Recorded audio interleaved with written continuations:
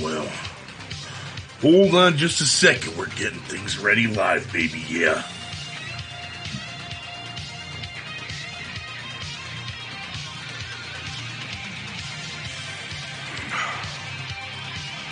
Let's see here.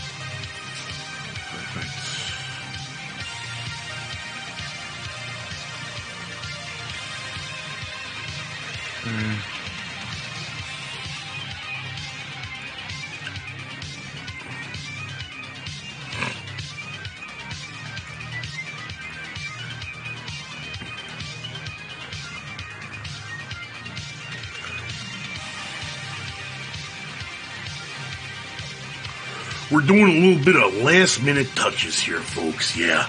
You're seeing a little bit behind the curtain, or the Macho Mage's robe, as you'd say. So just one moment here while we get this set up, and we're going to be ready to go. Oh, yeah, it's going to be nothing but gold, fool's gold. Like you're probably going to see here, right in front of the little inn I'm at, yeah.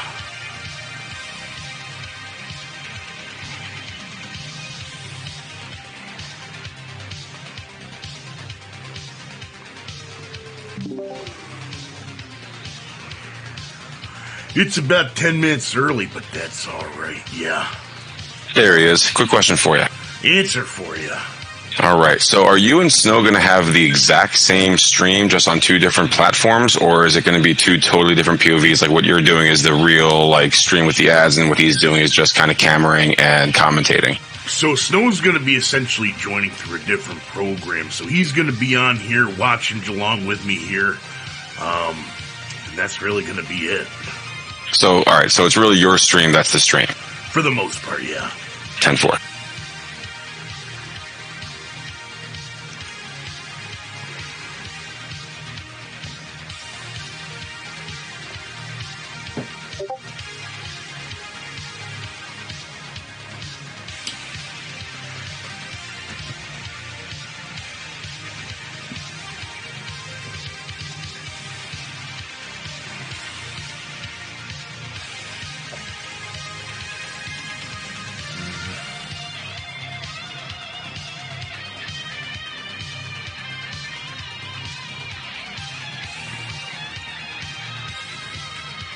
Always.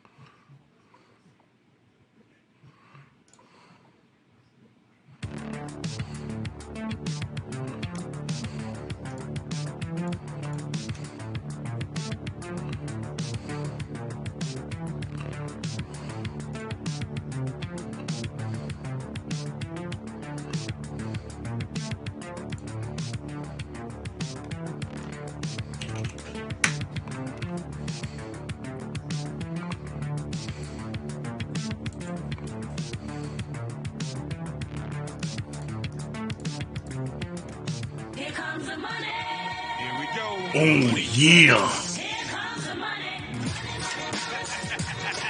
And we already have a sub. I haven't even started coverage yet. Oh my god, that's insane, yeah. But I'll take it. Thank you very much, Clumsy Nurse 1, yeah. Oh, Tier 1, never mind, Clumsy Nurse, that's it. Okay, that's great, yeah. Gotta make sure the text and whatnot's coming through A-okay.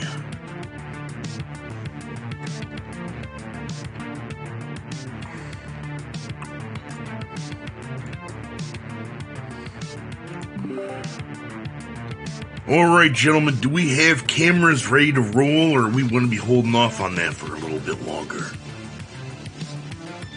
If you want to do any testing, I think we're just waiting on... Is Potts here right now? I know he's in the channel. Yeah, if Potts is here, that would be absolutely fantastic, yeah.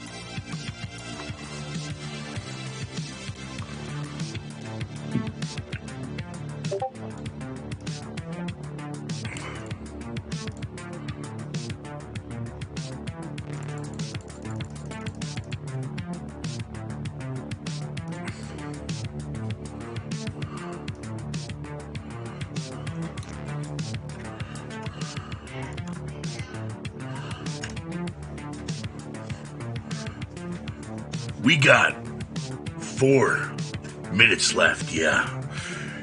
If you're tuning in for the first time, maybe hopefully not the last time, yeah.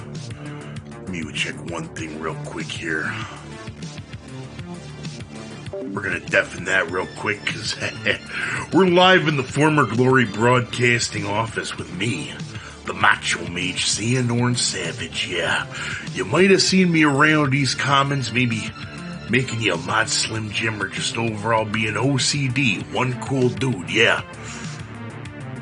We're going to be getting on the Halfling race coverage here momentarily. We got about 45 minutes to showtime. However, in the meantime, we're going to be waiting for my good friend Mr. Snow Himbo to show up.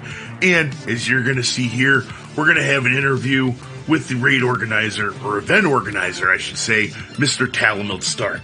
Okay? And if I don't know about you guys, but I got my Stein of Alyssa, I got my glowing black stone, which is a little discolored right now, just like it shows on there, so you know I'm the real deal, yeah. We're gonna take another, we'll say 4 minutes here, and we'll be right back, yeah.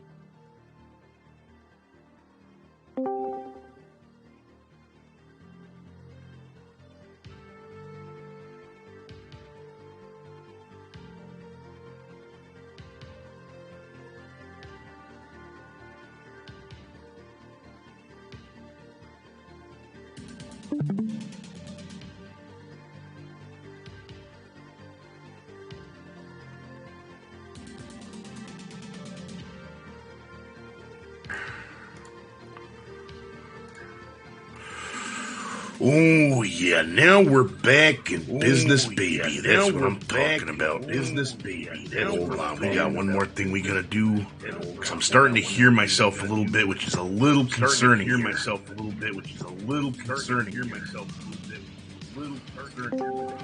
me find that troubleshooting issue there.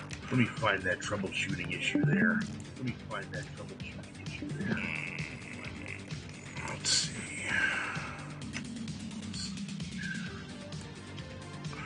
Ooh, are we good? Let's see.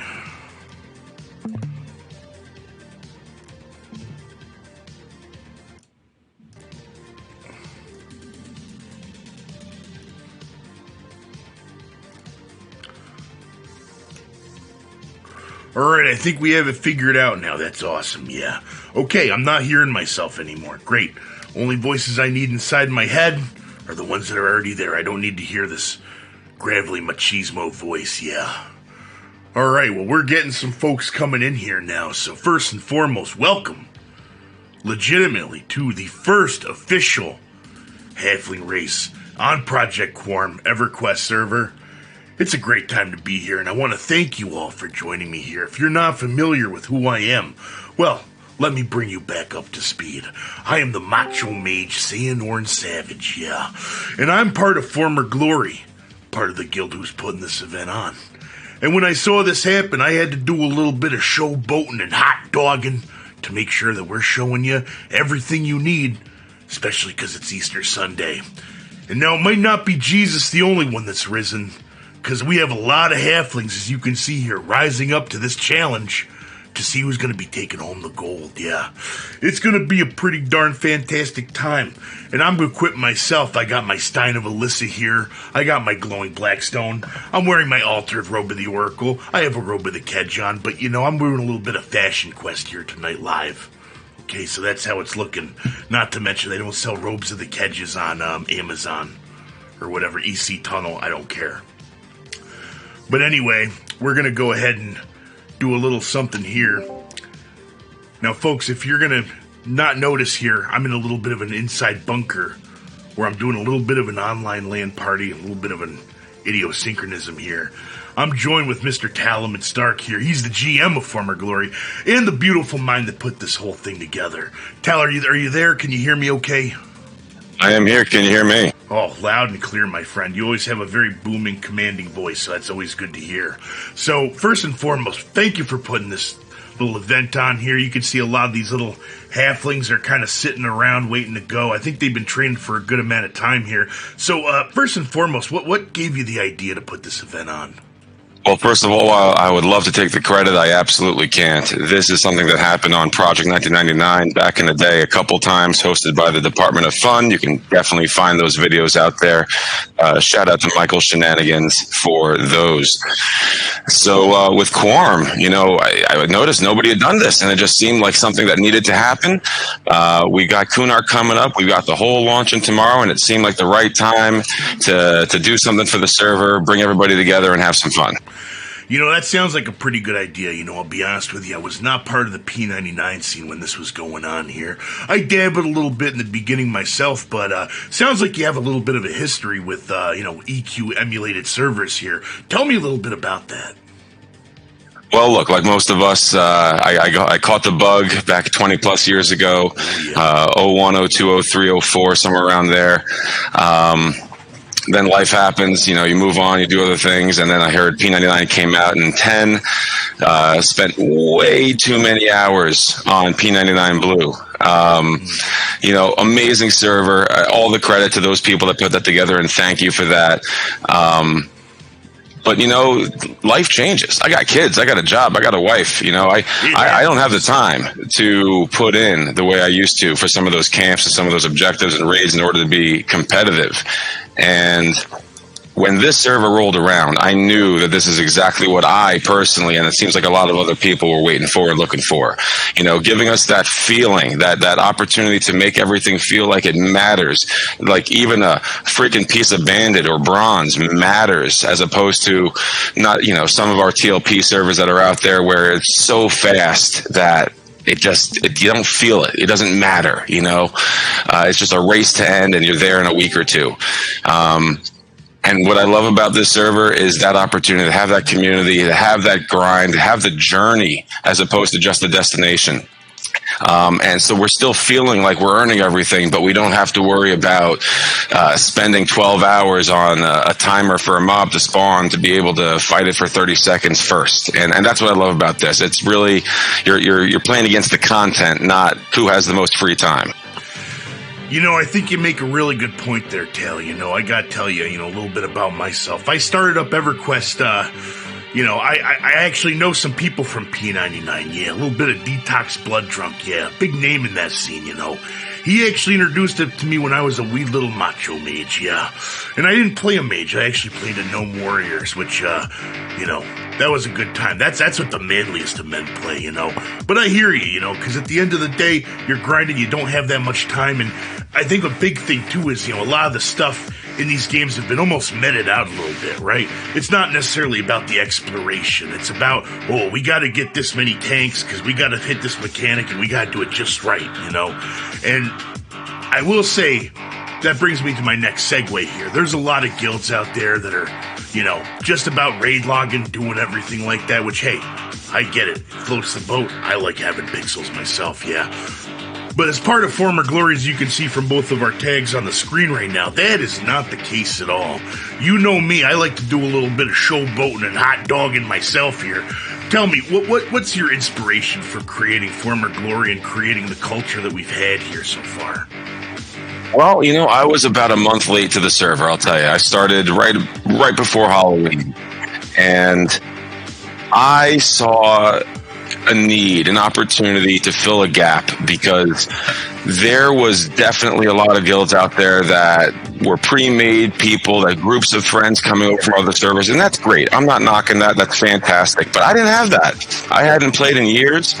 And I found myself in a really awesome group in Blackborough with a group of people for a long time, and we just wanted to keep it going. So we literally just started the guild at level 10 as soon as we were able to, and just kept that XP group going. For the first couple of weeks of this guild, it was basically a barbarians guild from Everfrost, and if you weren't from there, we probably didn't have the opportunity to meet you yet.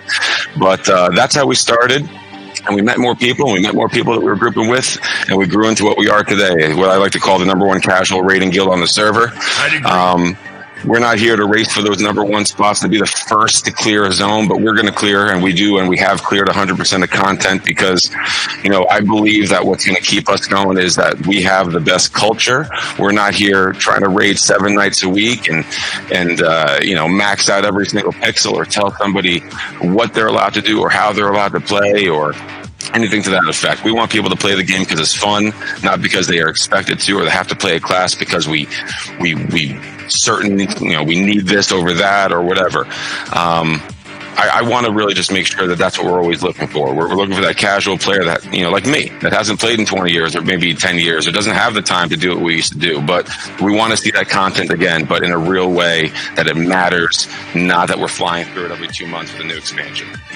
You know, that's a good point you make there. So literally, we could pretty much, I mean, and I think you speak for yourself. It's almost like some places call it a dad guild, which I think is pretty accurate here. I wouldn't argue. I got 2 kids. Right, no, 100%. You know, I'm realizing here, I think we got a little bit of a mixer here. Give me one issue. 1 second here.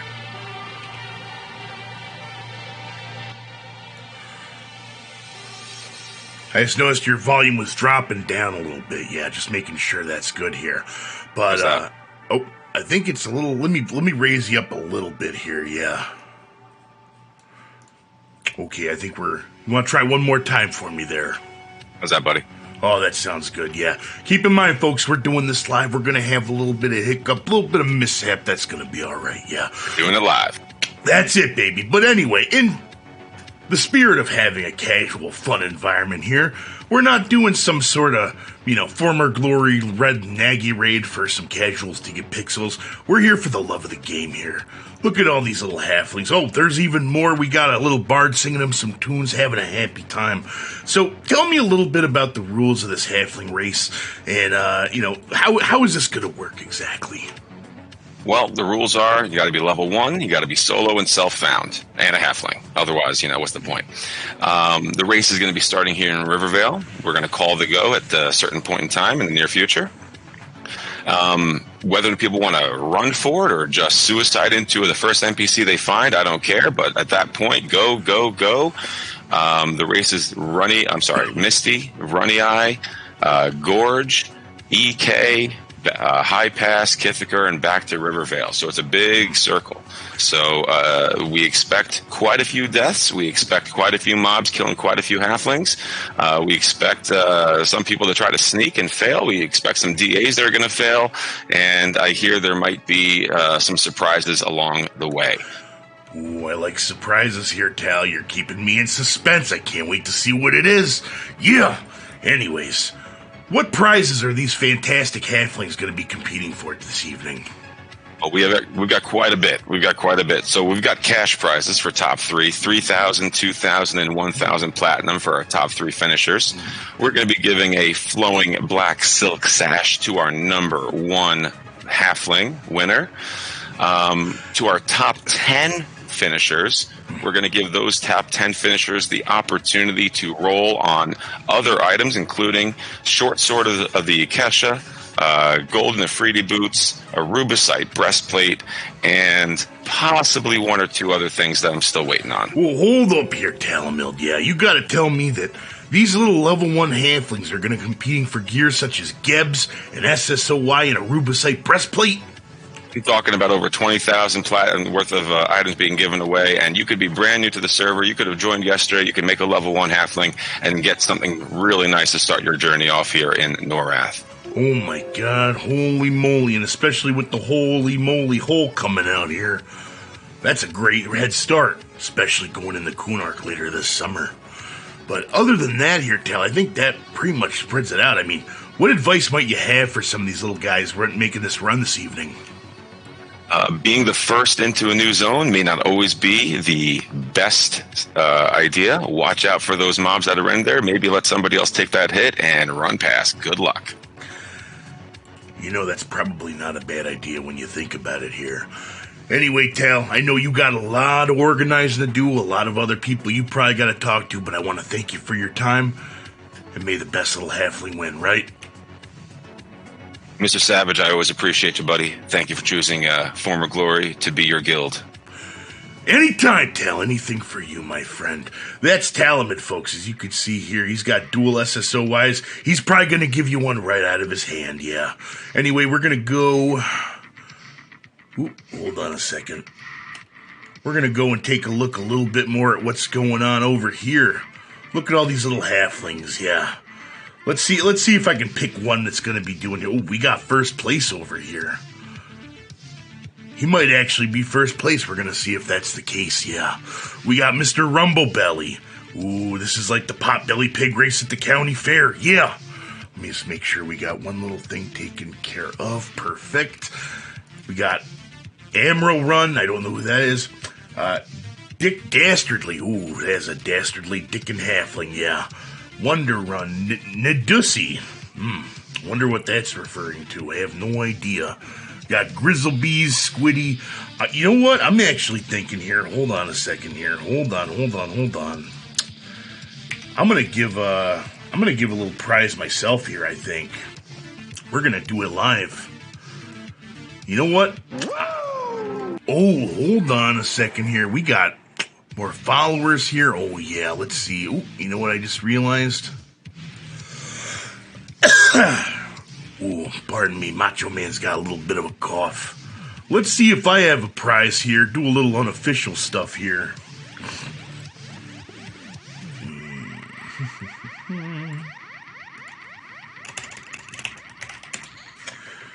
We're going to do 200 platinum, 200 platinum, real quick. Ooh, we're just going to smoke out of here. I'm going to take a look at the halflings. It's 8:45. Can't give to Solo Self Found. Well, whoever it is, they're going to be winning a prize. I'm going to be telling Tal that this is the prize here real quick.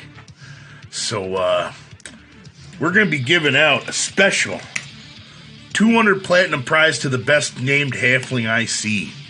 Okay? So if you think that you have what it takes to be the best named halfling, you better come up to me and start making your case. In /say, not /tells. We're not showing that here. I don't know. Let's see. Keep in mind. Can't take anything. That's fair. They can't take anything from me, but you can give it to them because you're handling all that stuff. Yeah. We got Gumpy. We got Squiddy. Wow, this is really original, guys. Dragon Hobbit. Ooh, better watch out for him. They can't /tell either. Perfect. I didn't want them to begin with. Or I'm sorry. Oh, man, I gotta forget I'm keeping in character here. Look at all these little guys here. They're just little guys.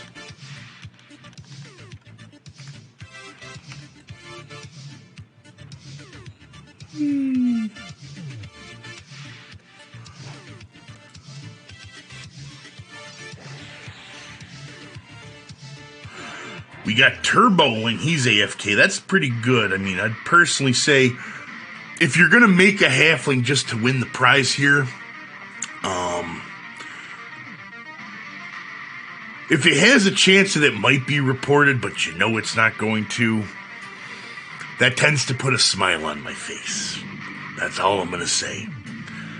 I'd also like to take this time to thank Project Faceless for sponsoring some of the amazing prizes that we're giving out this evening. Yeah, they do a lot of raiding. You're going to get a lot of pixels, but they want to make sure that they're giving you some casual pixels too. I just winked there, but you can't see it because I'm wearing my stunner shades. Yeah, stone cold stunner shades. So let's see, we got Animal Run. First place, I like first place. I will say that's a little bit out of character for me normally, but I do like it. Zoomafoon, let's see. Gotta say Solo Self Found. We have some folks that are not really understanding how to do it, but to be fair, I can't say anything because I don't know how to do it either. No way. Oh, this is perfect, yeah. Let me make sure that our cameramen are up and running. We're doing good. Okay. Oh, look at this, yeah.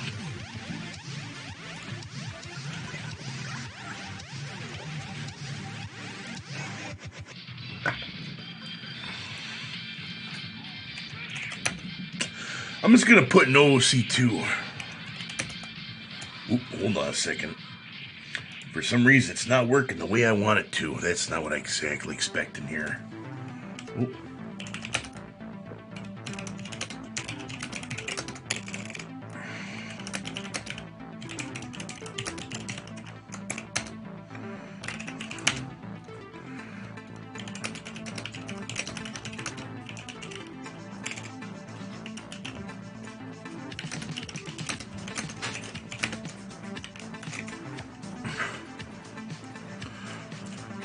Oh yeah, we're doing a little bit of an added prize from the broadcast team. Yeah, we're going to be going ham sandwich here. Folks, one more thing I'd like you to keep in mind here is, unfortunately, I'm running solo tonight as well. I'm a little Solo Self Found, but may have my cohort here, Mr. Snow Himbo, joining me over here momentarily. We're going to see when he gets here. Obviously, with the Easter holiday, some folks are out visiting their families, making sure we're doing well, and that's always a good time. Usain Bolt has said, I have come to win your puny medals. I do like it. I do like it. Let's see, we got 10 minutes left to see who the winner is. This is going to be fun. Always got to have a little bit of a competition. Look at all these little guys running around here. Yeah.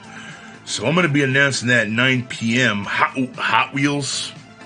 Oh, I do like Hot Wheels. I played with those a lot as a little kid. Those are a fun time. Brongu. I don't know who Brongu is, I'll be honest with you. Let's see. Good name. Dick Dastardly's good. I would say Usain Bolt and first place are up there right now. I do enjoy it. Let's actually go ahead and just... There we go. That's a little better. Let's see here.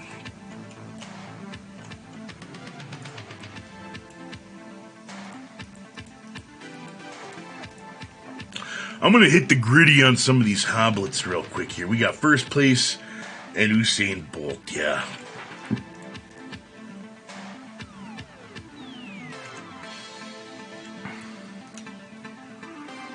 Alright, let's see here. We got Dick Dastardly and Muttley. Ooh.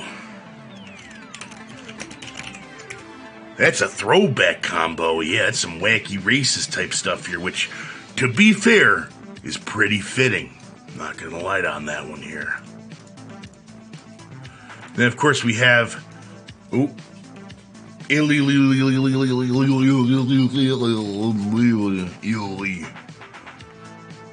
I will say that's bonus points for creativity. Oh, Tal's over there. Not gonna bother him.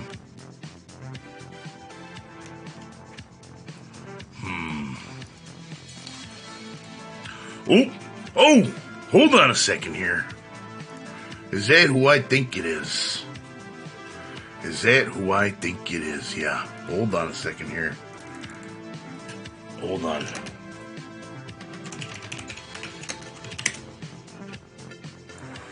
Hold on a second. I think we got Mr. Snow Himbo coming in here. Can you read me loud and clear, my friend? Oh, hold up. 1 second. Oh, is he there? Is he there? I don't hear anything interesting. Because nobody's talking. Oh, I was talking about Snow Himbo, my bad.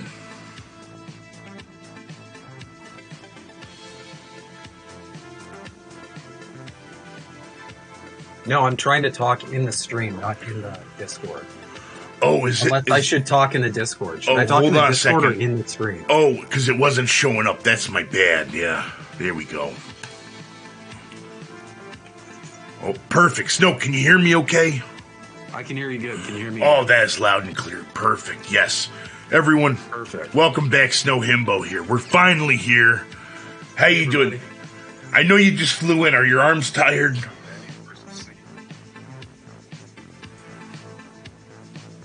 I think his arms are tired, folks, yeah. So anyway here, actually, you're going to help me judge real quick. Yeah, I don't know if you've been listening in. We got our own little personal prize pool from the broadcast team for the best named halfling race participant. I think it's a little fun way to make things here. I'm not going to lie. First and foremost, I think Usain Bolt in first place are pretty good. But then again, we have the dastardly duo of Muttley and Dick Dastardly from that Wacky Races show back in the Hanna-Barbera days. Yeah, real fun time to be watching that there. But I don't know if you think you can find anything else here, but I don't... Let's see. Let's take a look. All right, we got Brongu, Seabiscuit. Oh, that's good. Seabiscuit, as in Seabiscuit. Ooh, I didn't see Seabiscuit. Ooh, I do like that. Piss Farthus. Wait. Sorry, that made me laugh. Piss Farthus. Fucking Pithfarthus. Yeah, oh my god, that's actually pretty good. Tricksky. Something like that. Muttley, Dick Dastardly, Mill Run, EB Bracer, Turboling. I like Turboling. Turboling's pretty good. Xanax, I love that name. That doesn't really look... That's an interesting looking halfling. It's almost like a high elf. Interesting. Yeah, that's a little weird. This is one odd-looking participant, I gotta tell you. This is a very strange halfling indeed. Very strange. You know, I have to agree on that one here. Maybe we'll just sit spam. Oh no, yeah, okay. Well, at least they know the rules of the game here. That's always a good thing to have here, I'd have to say. Yeah. Welcome to Former Glory. Yeah, this is exactly kind of every raid night of Former Glory. If you're not aware, if you're from another guild. He's kidding. We take everything very seriously here. Seriously fun. That's what it is, yeah. All right, we got Zumafoon. Zumafoon's getting in on it. Zumafoon's getting in on it. We're going to give some extra sits for Zumafoon here, yeah. Okay, Bob Race. There's a Bob Race Car. Bob Race Car. Oh, that's interesting. Dude, come here. Look at his fucking name. Assist me right now. Hold on. Ass Snow. Look at his fucking name. This is amazing. Hold on here. Oh, yeah, I seen that, yeah. That's like a barcode. That's some shit. It is kind of a barcode. I'm not going to lie. I do like it. Oh, my God. This is great. I know. It's real good. Real good stuff here. All right. There's just one called Wifey. That's interesting. Oh. I didn't know the Miss Elizabeth made a character here, yeah. Okay, so... We got Nadussi. Did you see Nadussi? Nadussi? Yeah, Nadussi. So, like... Right over here. Am I correct to be, like, 98% sure who that is? Because I'm 98% sure who that is. I have no idea. I'm going to be real with you, man. Excuse me. Voice is getting a little raw. Yeah, same. That's why I got my Stein of Alyssa here, yeah. Yeah. Do you see Hot Wheels? Hot Wheels is pretty good. I did see Hot Wheels, yeah. I Am Fast. That's Whoa, hold on, folks. I think we have Miss Secret's Past here in the area. Holy moly, guacamole. That is really weird looking. This is Macho Mageness, but this is Macho True Madness here, yeah. That's something crazy. Oh, now we're all getting feared. Ladies and gentlemen, this is guerrilla broadcasting at its finest, yeah. Oh, no. It looks like McNutt is... Wait, hold on a second here. Ladies and gentlemen, that's a name. Fucking hell. That's great. Fuck. Oh, we got. Fucking McNutt. So oh. I think Secrets aggroed the guards. I think she did, yeah. I'm not gonna lie, that kind of got me for a loop, and I did say make it spicy, and well, that is pretty damn spicy. April Fool. We got April Fools. That's a pretty good. That was a pretty good April Fool's, not gonna lie. I'm not gonna lie, that's a pretty good one too. April Fools. That's a good name. Yeah. Well, we got Mika Diggs going in for the kill here. Okay, so why don't we just explain what everybody's going to see on the stream here? So are you going to be broadcasting different cameras, and then we'll both be kind of featured on the side there? Yeah, that's a great idea. So let's actually take a minute before we judge the best names that we've seen so far. Also, there's Splooge. I just want to let you know that there's a character named Splooge there. I'm very thankful you let me know that. That was very important. It's very important. Very, very important. So, we're going to be looking at the streams here now. We have a few different cameras. So right now we do, of course, have the lead camera here, manned by none other than my friend, Mr. Donut. We got some other cams in the Gorge of King Zorb. We got some over by Misty Thicket. And then lastly, we got some in High Keep. Now, these cameras are going to be panning to different areas here. Look how amazing this is. This is some top-tier cinematography, yeah. And we're going to be following these little halflings as they race across Norath to their final destination, which is oddly enough back here. And it's going to be a great time. We're going to keep looking at it here. What are the rewards again? Well, there's a lot of rewards. Pretty much the better you do, the better chance you're going to get, yeah. But let's go ahead and go back here. Because it is 8:59, Snow. And we have, Seabiscuit. do like, oh yeah, that's Seabiscuit, yeah. April Fools. That kills me. Bake is the whole reel. So good. Rumble Belly, Nadusi. Let's see here. Galley Stab, Bob Racecar. I just saw an ad that said Smoke Actual Crack. Well, it is an alternative for EQ. They do call it Evercrack. You know, our sponsors paid handsome sums for that, which is absolutely nothing because I made them all. That said Smoke Actual Crack. It's fucking great. Oh, yeah. So anyway, Snow, I think we're going to need to take a minute here while Tal's making sure we're all good before the raid starts in 15 minutes. Let's crown ourselves a champion, yeah. We already gave the money to Talamilt. He'll be distributing that as we see fit. So let me ask your thoughts. What are we thinking as far as the winner goes? You know what? I'm thinking Seabiscuit has a really good chance of taking it. Let's see.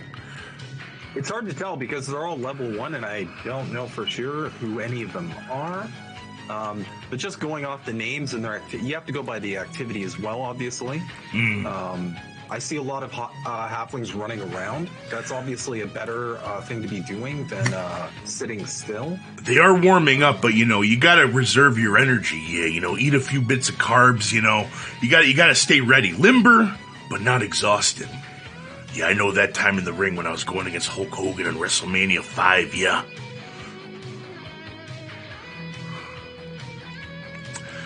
I would personally recommend. I do like Seabiscuit. But I also like the barcode. The barcode's pretty good. Yeah, the barcode is pretty good. I think I might vote for the barcode as well. What is that dog doing? That's weird. Hold on a second here, folks. This is a family stream. We're gonna look at the castle. That's a pretty castle, isn't it? Yeah, totally. Okay, let's make sure we're. Oh God. Okay. This is Oh my God, yeah, this is what's happening here. We're seeing some literal showboating and hot dog in here, folks, yeah. And of course, right in front of the lead dev, man, that's one way ticket to Banhammer City. She's even got the Banhammer right here, yeah. I don't know where that drops, but I sure as heck want to make sure my pet gets one, yeah. Oh man, let me tell you, putting this voice on this long, it gets a little straining, but it's worth it for everyone at home. First and foremost, y'all are the best part of this whole stream. I'm going to say barcode. I like barcode. You know what? My mind's still set on Seabiscuit, but I got to say, barcode is definitely in there. Let's see, who else would, Squiddy? I like Squiddy too. I like Himbo too. Just there's something about the name that really gives it like a, I don't know. Like, it's got that oomph, if that makes any sense. You know, I have to... Ooh, we got Speedy Gonzalez. Ooh. We got Nuttity. Okay, we got to cut it off now, though, at some point, you know, because, we got to cut it off at some point, because people are keeping making characters, you know. I know what I'd make, but, you know. But you think... Freaking indeed. Okay. See this? What is my cat doing? Get out of there. I have no idea. I'll be real with you, man. Okay. I would say, all right. Who's your one that you're doing? Sorry? Who is your one pick for winner? I'm gonna have to pick one that isn't barcode, obviously, because you're picking barcode. I'm picking barcode. We can't have the same guy. That's true. Okay. I'm gonna throw all of my almonds behind Mika Diggs. No, I'm kidding. That's Mika Diggs. Yeah, that's a great idea. Yeah, it's they'll never leave Rivervale, so that's brilliant for me. Rumpled foreskin. Fuck out of here. What? Okay. Is there really a rumpled foreskin?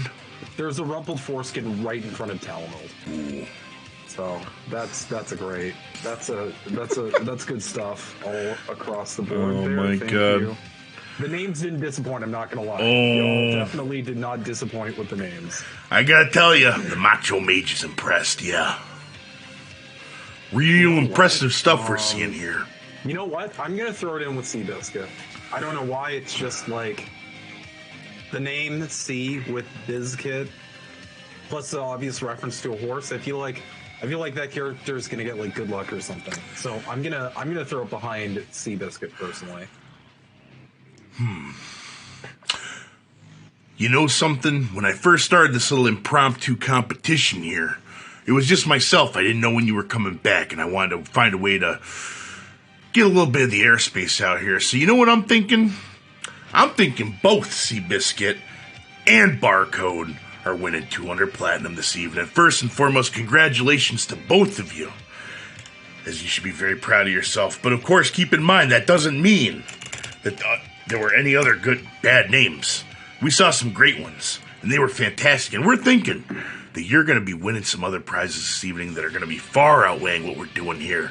Because keep in mind, Tal's, he's a little bit of the guild sugar daddy. Yeah, he's got 20K worth of prizes to be given out this evening. 400 platinum overall is nothing, yeah. Nothing at all. Nothing but a cup of coffee, yeah. His prizes are the cream of the crop. And I'm going to keep saying those Macho Man one-liners all night, baby. Because that's another thing. If you're not in former glory, you're not used to that. These guys are. If you're not in former glory, you're not used to a lot of things. You could really apply that across the board, I think. Yeah, that's a good point. Yeah, you know, dog humping. Is there a link for rules/rewards? Well, I think Tal's saying them a lot. He is. I guarantee you he has a macro. Oh, there's macros. There's rules in the... There's rules in the guild Discord. There's a lot of different things here. Let's see here. We got 35 folks watching this. That's awesome. But let's go ahead. Look at all these little halflings. Y'all are doing great.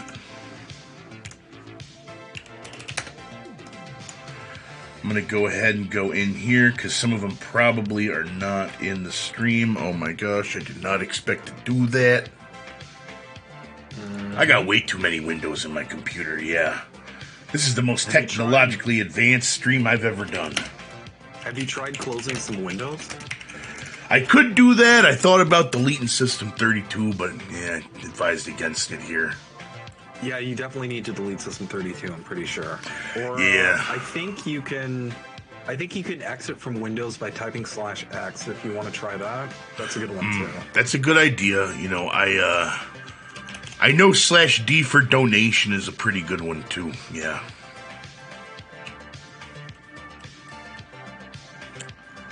Let's see. I'm going to read out these rules for you here that Tal just said. The race rules. Okay. You must be level 1 and Solo Self Found. You will not qualify if you are not level 1 and Solo Self Found.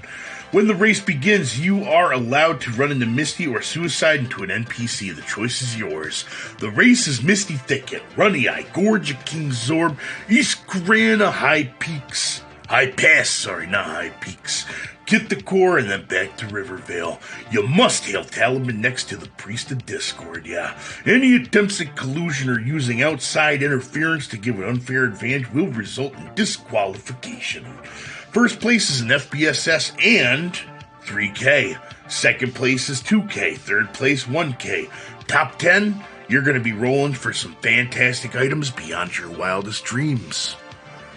You might want to roll a halfling real quick. You got about 5 minutes. And if you look at here, we got a humpy little puppy here. He's ready to go.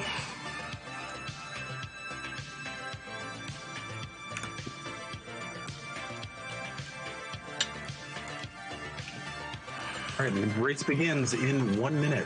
1 minute. Oh my God. Holy moly guacamole.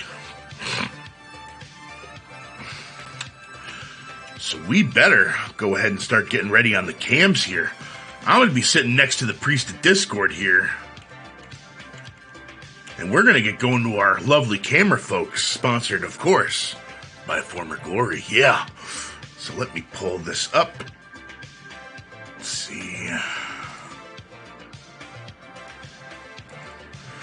Okay, we got the camera folks ready, rocking and rolling. So let's go ahead with Mr. Donut for our lead camera here to get everything running. 1 second here. Let's get it going. That's it, yeah. Ladies and gentlemen, if you are controlling cameras in Discord right now, I'd ask to F10. You guys are amazing. Love you all. You're the best part of the damn stream, yeah. Okay, so let's see when we are beginning. The anticipation's killing me, I'm not gonna lie. I need to ponder my orb for a little bit here. Alright, your predictions before we start. Who's gonna win the race now? You know, I'm gonna say I think Barcode has a really good shot at it, but I'm gonna have to go for Sea Biscuit. That's C and Biscuit with a as in biz like Limp Biscuit. I do like Limp Biscuit. I think that's what I gotta go by. All right. We're going. Go. We're going. We're starting. Okay, great. Fred Durst Fridays coming up. Enjoy it. Oh, we got Kirik, it looks like, up front. Oh, we have another halfling over here. Ooh, okay, what do we got? Oh, man. They're going for it. Ooh. We got... Pissfarthus. We have Pissfarthus in the lead. Wow. Who knew? Pissfarthus to... I love that name. Good thing they ain't winning from us, because they're going to be winning it all, it seems like right now, yeah. They're all split up. This is interesting. They're all kind of choosing like a different strategy to at least get to the next zone. Let's see if it pans out for them. Yeah, now we're going to Richardo here on the cam, and we can see, ladies and gentlemen, there is a line of little halflings running up and down the stream. Ladies and gentlemen, it looks like Black Friday at Best Buy at 3 a.m. That's what it's looking like to me. That looks like the fucking DMV. What is happening? I don't know, but they better take a number and get in line, because we're going to see who's winning this race soon. Now, of course, in High Keep and Gorge of King's Orb, there's not really a whole lot here, but that's okay. Because let's go ahead and take a look back at the Donut Cam, sponsored by Krispy Kreme. Sponsored by Krispy Kreme. Oh, yeah. Which, you know, in America at least, Krispy Kreme's coming to McDonald's starting 2026. That's just what I need. Another place to buy friggin' donuts, you know? Last thing I need. Welcome to America. You can maximize your chances to get diabetes. Oh, I'm already gonna get there, Snow. Don't worry about that. My triglycerides are macho. Oh, yeah. Anyway, let's stop talking about real life for a second. Oh, wow, look at all these little guys going. How many do you think there are in there? I would say it is a number between 2 and 700. Between those two numbers. And we have some halflings. Oh, we have Sigan. He is going in Gorge. He's in Runny. Whoa, hold on a second here. Now, bear in mind, folks, okay, the main Zerg camp, they're all looks like they're going into Runny right now. Oh, shit. But holy moly. Oh, we might have our first casualty, folks. Oh, these halflings are dropping it like it's hot. Yeah, Snoop Doggy Dog, yeah. They are piling in. Oh, no. Oh, we had who dropped.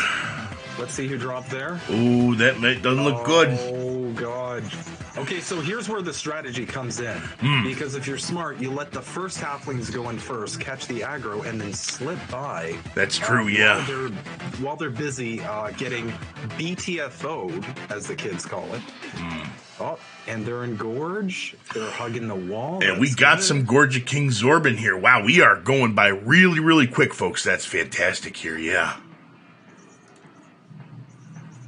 Let's see how it's going.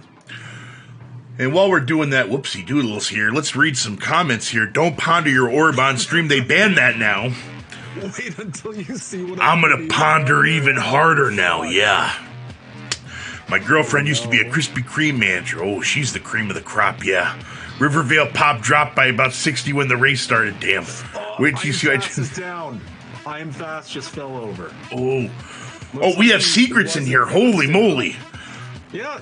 I couldn't see there because I'm not going to lie. Wearing sunglasses inside is not a good idea. Don't do it. Yeah, I don't know why you're doing it, but I applaud you for it. So. Because I'm staying in character. I commit to the bit, yeah. You certainly do. You've raided with me for how long? You know this now. Well, you commit to your bed, I commit to the Himbo bed. Hell yeah.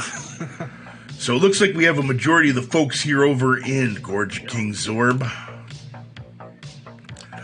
I do wear my sunglasses at night. It is technically night. You are not wrong on that. Ooh, we got Spriggan. All right, let's see who else is going to fall over. Nice name, Spriggan, by the way. Oh, yeah. Or Splooge. It's Splooge. Oh, Barcode's in top. Oh. We got Splooge. We got Barcode. We got... Oh, now they're coming. Oh, Barcode's in there. We got Seabiscuit. Nut Body. We have Nut Body. Okay. Dick Dastardly. There's my boy.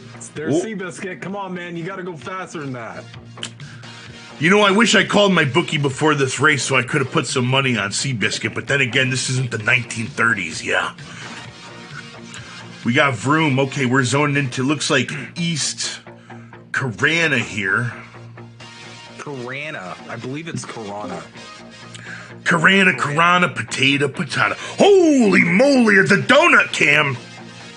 I think these halflings are going to have a little bit of a hard time getting through the normal substandard section here. I'm counting 1, 2, 3, 4, 5, 6, 7, 8 hill giants. Ladies and gentlemen, Stopped. They just fucking stopped. The orb told me all about it, yeah. Oh my god. This is incredible. Now the question is, folks, who's gonna make it? Shit. Are they lining up over it? We need to put more hill giants. We need more hill giants now. But let's take a look at the Zerg cam. Dude, okay, at least someone's gonna get this reference, but this is like that scene in Attack on Titan when the Marlians first see, like, Eren and the rumbling coming, like, from the shore.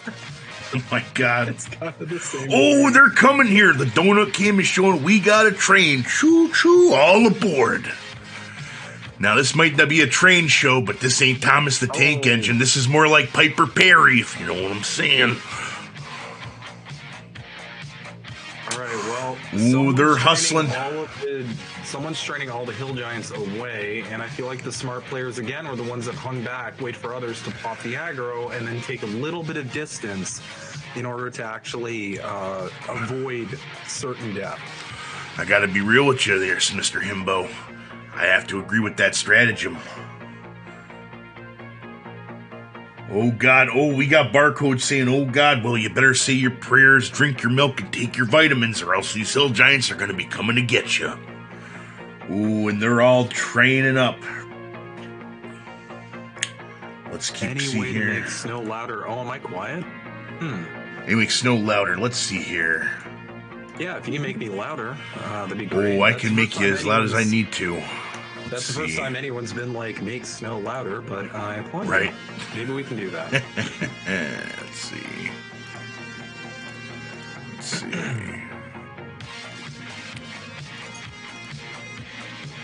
I tested my stuff. I'm at normal volume, but maybe there's something we need to adjust on our end.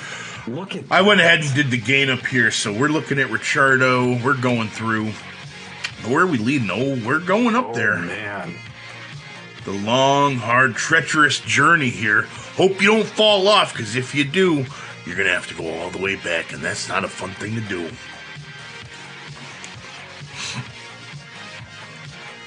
Now, it looks like... Would you get mad if I ran over on my druid and farmed all those hill giants? I'm kidding, I'm not going to do that. That wouldn't be quad kiting, that would be oct kiting. Yeah, you'd be like the octo mom of hill giant farming. Yeah. Probably get despawned. That's alright. Oh, hold on here. Oh my god. Damn. I just noticed back in Rivervale, this is like a slaughter. Oh yeah? You could say it's a bloodied Rivervale even. Ooh. That's not good. Ooh. We're gonna find out today. Oh wow. They're getting trained by hill giants. We got ex-half-man. It's a little hard to read these names here, so apologies if I'm butchering anything here. But look at these hill giants. They're now mountain giants. Going up the mountain. They might be going to High Pass Hold. Yeah, farm some goblin ears. Always a good time.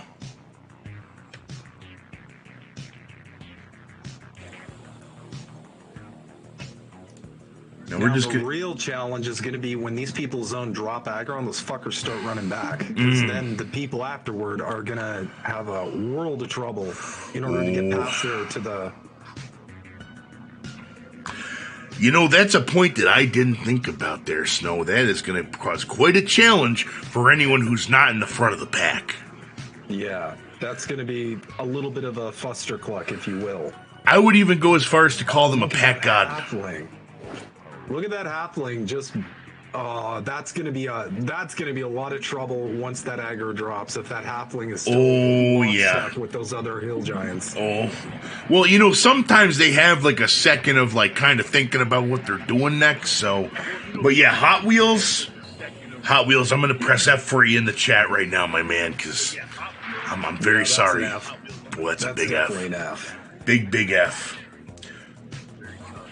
Shout out to Richardo Hot Pants, one of our cameramen for the evening. Not Richardo Xavier from, I don't know if you remember those little songs he used to do on the internet about EverQuest back in the day. I always thought that was kind of cool. I remember quite fondly. Oh, not as fondly as I'm fondling this orb right now. Ooh. Okay. Well, we have to keep it Christian family stream, okay? So let's just calm it down. That's only for the Minecraft streams there, Snow. That's only for the Minecraft streams. That's only for the Minecraft streams. All right. This is going to be... I'm not going to lie. Hold on a second here, folks. We have is that an Avatar of War? By God. That's the Avatar of War. Oh, no. The Avatar of War is here. Holy shit. Oh, no. That was so surprising. I even got out of character for a second. That's insane. Yo, do you remember when that glorious battle cleric apparatus tanked that Avatar of War? Because I do. It was incredible. Oh my God. You know, I do remember a bit, but the sad part is I don't think people would believe me even if I told them. Man, that was a feat of absolute strength and time to bad phone for AOW, exactly. Oh, well, let me tell you, I'm going to call the bat phone. I'm going to get the whole New World Order in here. Yeah. Oh, no, it dropped aggro. This is going to be interesting. Because you've got the hill giants coming up from behind. And I hope the Avatar cameramen don't die. Cameramen don't die. There you go. Oh, that was good. Cameramen don't die. Oh, Richardo. Richardo's in a little bit of a hot spot here. Just run by it. Just run by it. Oh, that's giving me anxiety. Oh, that's not good. That's giving me some serious anxiety a little bit. Come on, Richardo, you got it. Come on. This is amazing. Secrets, thank you for the follow. Yeah, much appreciated. We got some dev love in the chat. Is so good.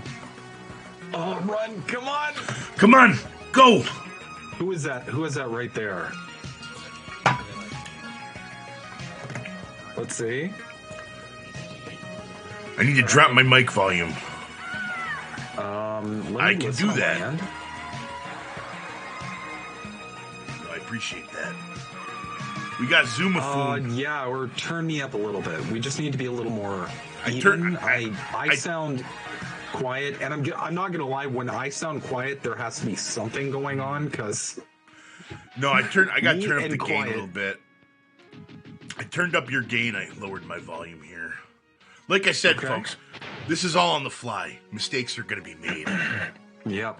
Right now, you're both at the same level. All right, thanks, Greg. Appreciate the heads up. Oh, and we got some Knoll Shamans here right to zone in. Let's see who pops out first. Oh, that's not a participant. We got Barcode. We got Barcode coming out. All right, come on.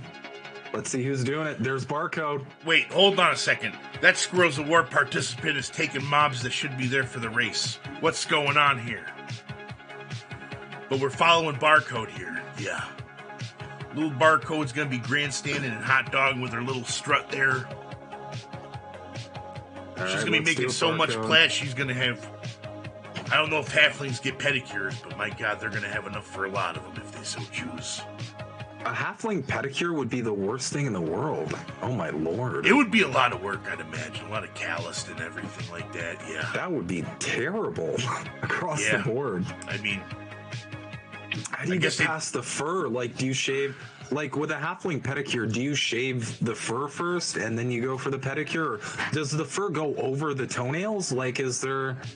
I'm trying to think the logistics of halfling feet, and I feel like I should probably just change the topic immediately. I was going to say, I'll be honest with you here, Snow.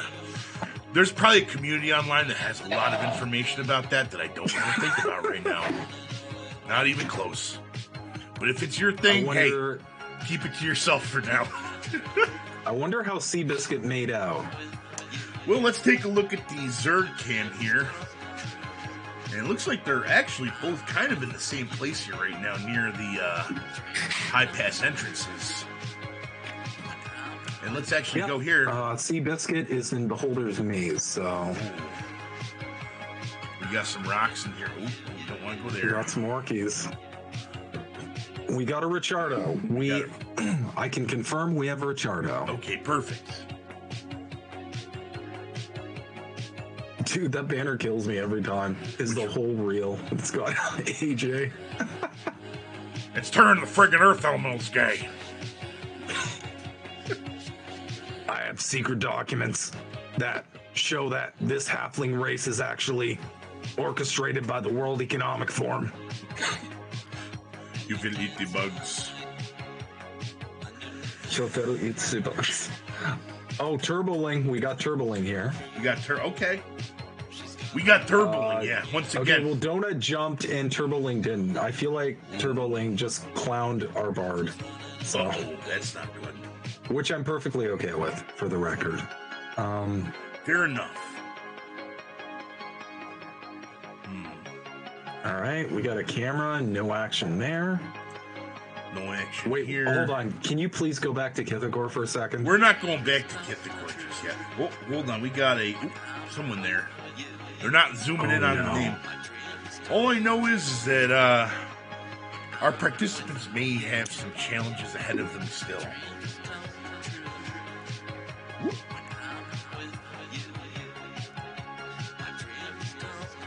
We have Best Runner NA. Looks like we are in Kith. Okay, we're getting somewhere now. We most certainly are. Best Runner NA. All right, we got Kith. I'm channeling the orb right now to make sure that we're going to be doing all right, yeah. I'm not going to lie, I caught a glimpse of the opposition at the end of this zone just now, and damn. Audience, can we take a look at what these challengers may be facing? Do we take a look? Yes, we do. Okay, then. I need to see. I need to see. Uh-oh. I'm going to channel my inner Jim Ross for more wrestling memes. By God, is that Lannis Tivil? By God, no. She will be breaking these halflings in half. I did not see this coming whatsoever. This is a surprise. That's just... Oh my God, I couldn't have had enough intelligence from my Walmart robe to know that one bit. Oh, no. I love how the cams are just like, no, this is the maximum distance I am going towards these hellions, if you will. I'd agree with them. Yeah, for sure. You know, I almost feel like at this point, because we're not seeing a lot of halflings in anywhere. So I think what we're going to do is we're going to take a look at this stream and just see the unfortunate soul who's going to be going there first. You know, I feel like we're going to have to play a little bit of a...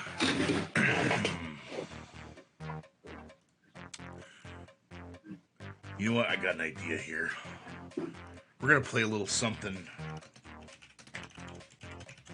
for that last leg of the race here.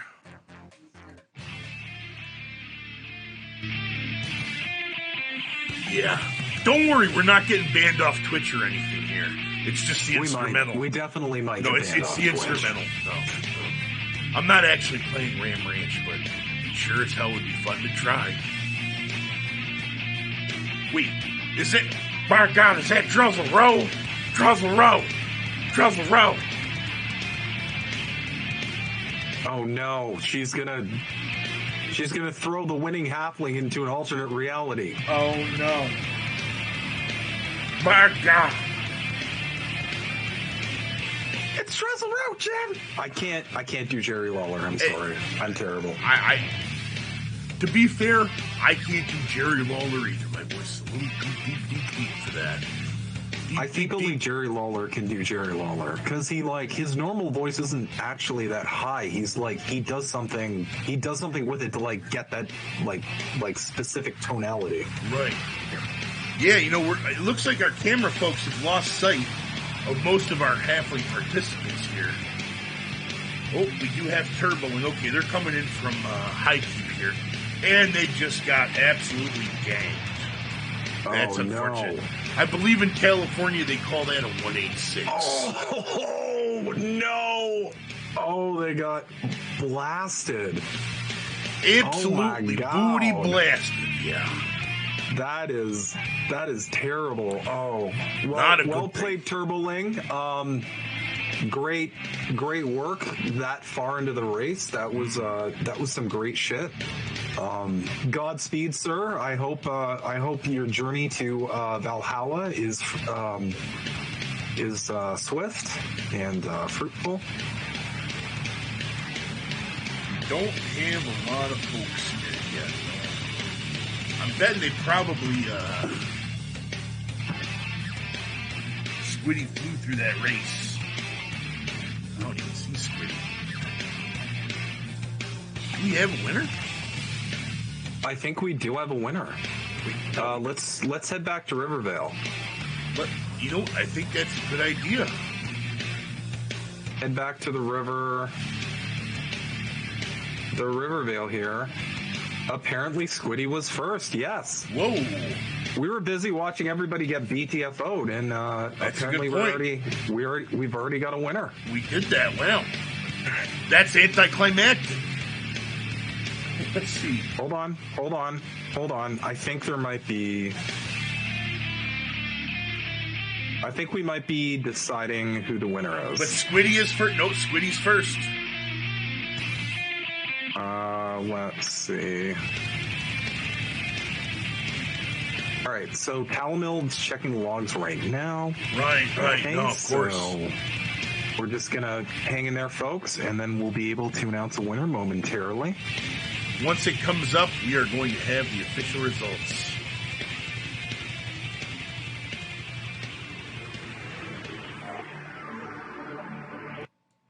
While we're waiting, as the banner suggests, smoke actual crack. No, I'm kidding. Please don't smoke actual crack. Yeah, don't do that. Yeah. But to be fair, if you're going to be persuaded by some guy on Twitch's ad banner for a MMORPG race, I'm sorry. Okay, God. Avatar of War was shady as fuck. We got some spice in the OC. We love to see it. Ooh, you love to see it.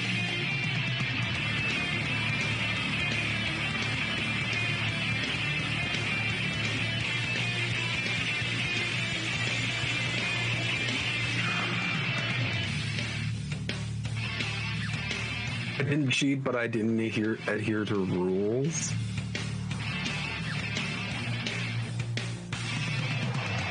Wait, what did you say there? Right, well. Whoa, hold on.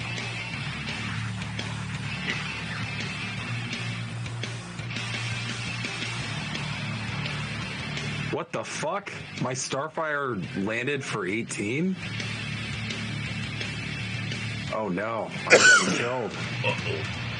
You could probably just zone out. Might not be a bad idea. No, that is not the decision I'm making today. Looks like today you chose violence. Oh fuck yeah, I did. Well, let me help you.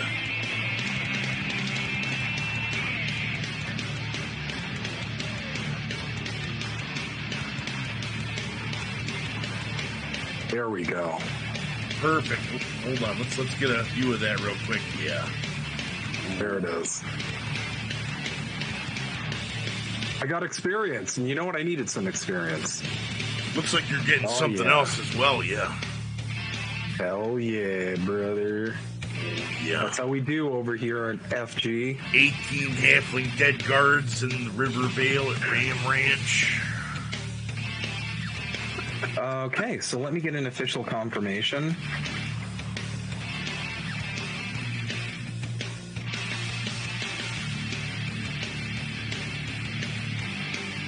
Just getting an official confirmation from our fearless leader here. Okay, so he does think we have an official winner, second, third. Ooh. I'm going to pull Mayor Gubbin. I think I need to pull Mayor Gubbin. I'm not helping you with Mayor Gubbin. Oh, I think I do. I think I really need to pull Mayor I Gubbin. am Squiddy. I can see my VOD. You know, I think we are going to need Squiddy for an interview here. Actually, yeah. Okay, apparently Squiddy wants to get on your stream. Oh, yeah. He's apparently in our Discord. He says he didn't follow the spirit of the race and wants to explain. Okay, yeah, no problem. Tell you what, let me go down here. Squiddy, oh, shit. Join my channel here. What happened? I don't know. I'm dead. Oh, I'm so dead. Uh-oh. I may have tried to fight the sheriff guy, and the sheriff guy actually hits quite hard. Oh yeah, no, he'll straight up booty blast you. Yeah. Yeah, that wasn't smart in the least. Hold on, let me see here. Okay, so Squiddy, we're making a Squiddy, come down for you to come on and hang out. We'll interview the applicable Veld is Squiddy. Squiddy is Veld. member here. Oh, hold on a second. We got Veldy as Squiddy. Squiddy is Veldy. Yeah. Hold on. Let me just turn the music down just a little bit here. Holy moly. Let me turn you up just a little bit here. Yeah.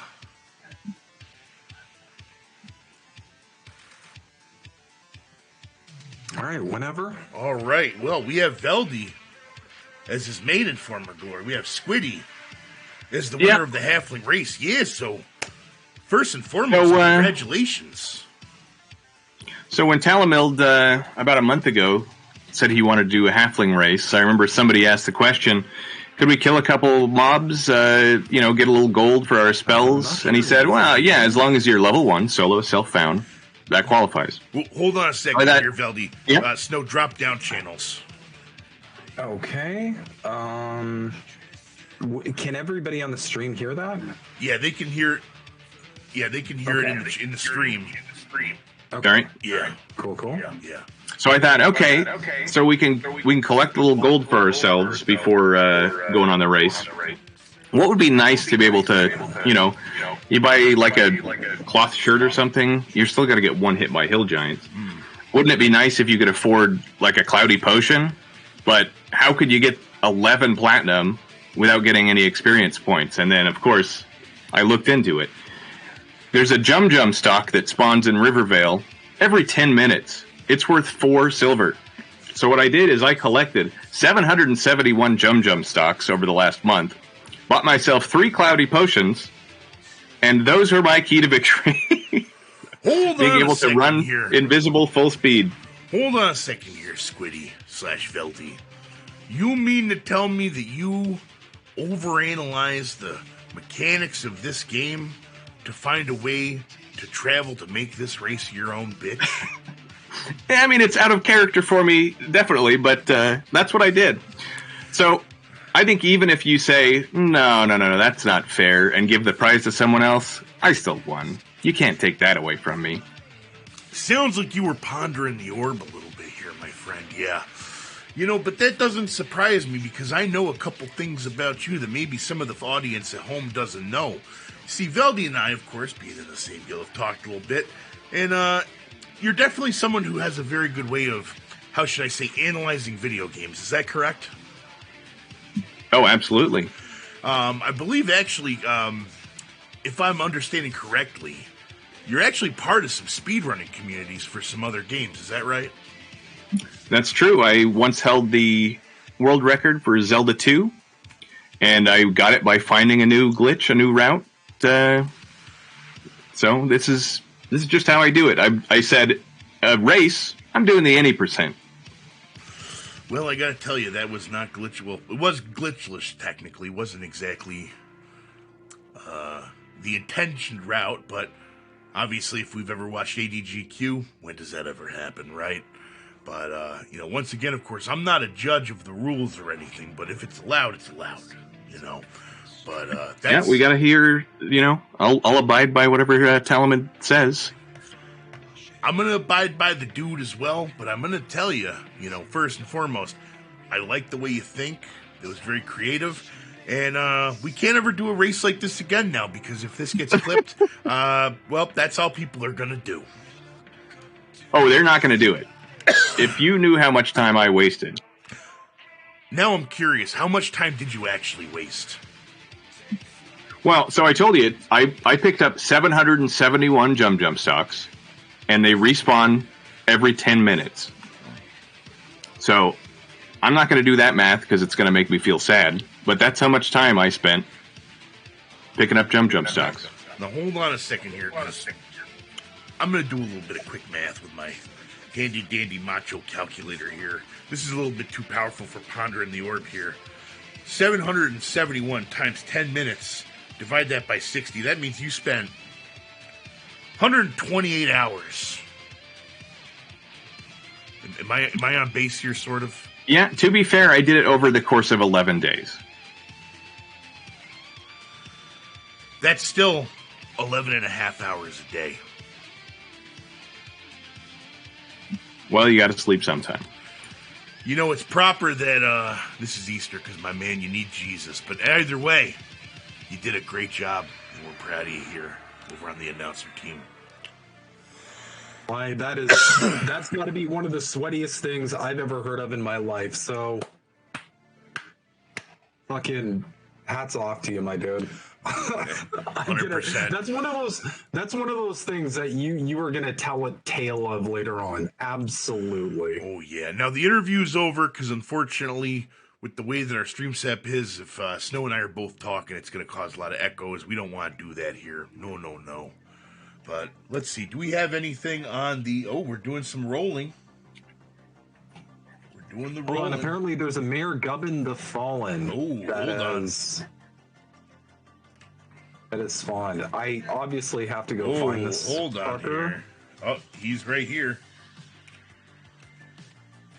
All right, where is he? Wait, did you kill him? He's right behind you. The murderer's inside the house. Fallen. Yeah. All right, well, I'm gonna snare him. Uh-oh.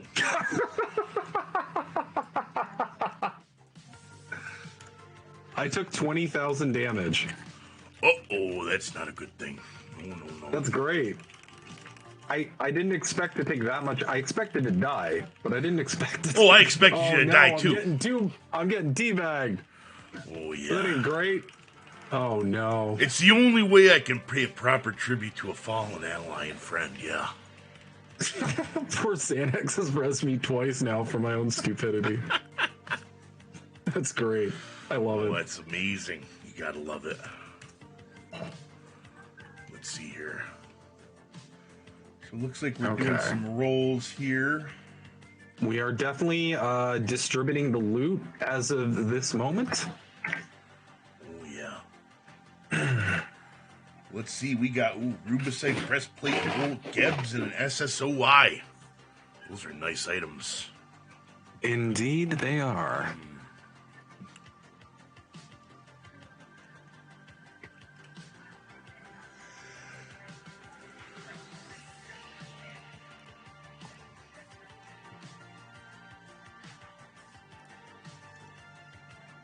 The Earthshaker is mine? Oh.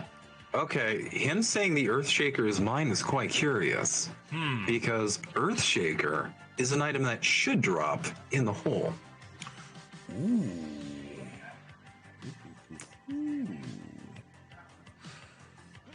How is he trading with Solo Self Found? I'm sure there's a way. Life finds a way. Ooh, we have one I more think it's probably a competition matter to of just begin. like... Hold on, folks. We have another competition going on here. Hold on here. It's not over yet. We've got a bonus. Bonus. A bonus to this halfling race. We do love to see it.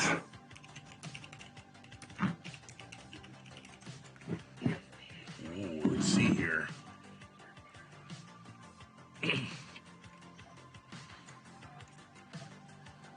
Stand by, folks. We're just waiting for more information. I should probably check my tells. Yeah, if anyone's trying to send me tells, I haven't. Just ping me on Discord.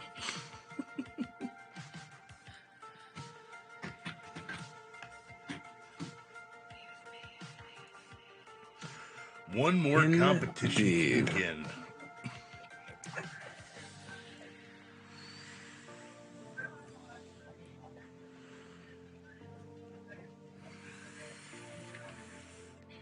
Oh no, there's still people getting wrecked by this guy. I love it. Well, of course there are. But while we're taking some time to figure out what this next bonus competition is, Snow and I just want to take some time to thank you at home for tuning in, watching this halfling race, and we hope to be able to stream some other server events as they go. And of course, I might dick around a little bit myself, so if you like what you see, leave a follow. Snow, if you want to link your socials in the chat there so people can follow you too, that'd be awesome. So if you guys want to check my stuff out, I just finished streaming Evercraft online last night, which is a lot of fun. You can check me out at SnowHimbo at YouTube, Twitter, everything at SnowHimbo. Just, you can type it into Google, you find my shit. I'm the only SnowHimbo out there that I'm aware of. So yeah, if you want to follow me on YouTube, I do I do stream ton of really cool games. They're primarily role-playing games, but I'm also, as you know, a huge MMORPG junkie. So I'll be covering a lot of new up-and-coming MMORPG content as well. So yeah, at SnowHimbo at YouTube, that's where you can find me. In game, you can obviously find me. I'm right there. So SnowHimbo. My main right now is Apparatus. That's my cleric. Yeah, that's me. That's me. That is you, yeah. Well, let's see. I'd like to say, yes, that is the same cleric that tanked Avatar of War. You may kneel and you may bow. Oh my god.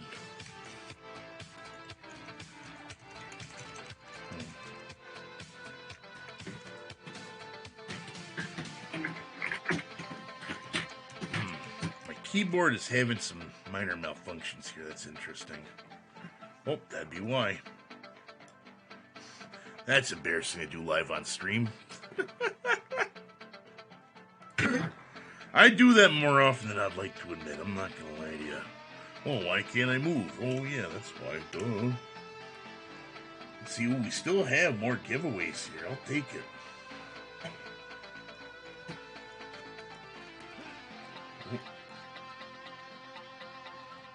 We have Interrook here. Hold on a second here.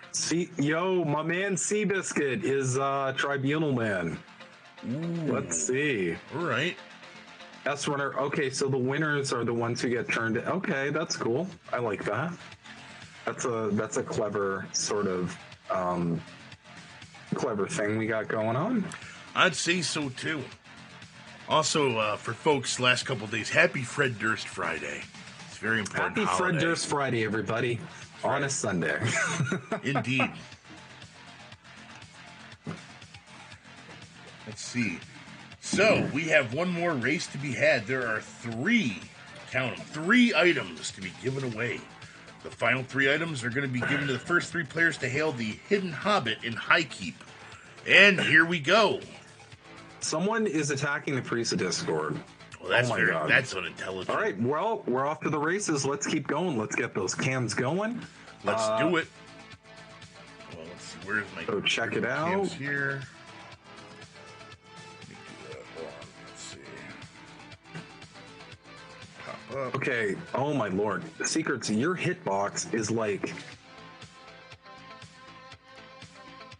There's like a hidden... Is somebody invis? Is that... I can't get around... It's interesting. Yeah, we're going to need Donut to... We're going to get people back to Rivervale. Let's see. Oh, now she's tiny. Tala violated the anti-spam filter. Uh-oh. Ruh-roh, folks. Tala violated the anti-spam filter? Oh, no. Oh, boy. Classic Talamild. Or something. Oh, now she's tiny. Hold on. I can bring up.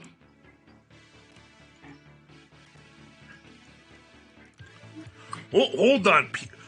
Pod versus pod action. Go pod. Oh, there's some 2-pod action here. This is a serious sword fight. We're banging each other with skulls on sticks, having a grand old time, yeah.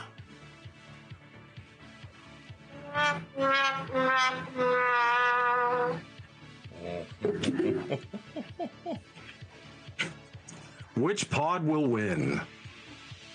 But the queen will rise. These fuckers CH, don't they? Yeah. They definitely CH. I don't think they CH their Snow, but we're going to see for ourselves now. Let's see. We are looking at 88. I'm nuking him and then zoning out. Oh, don't do that. Oh, he did not like you. You resisted. Yeah, let's take bets, chat. Who's gonna win, left or right? Let's do a little thing here. Oh damn, this fucker is resistant.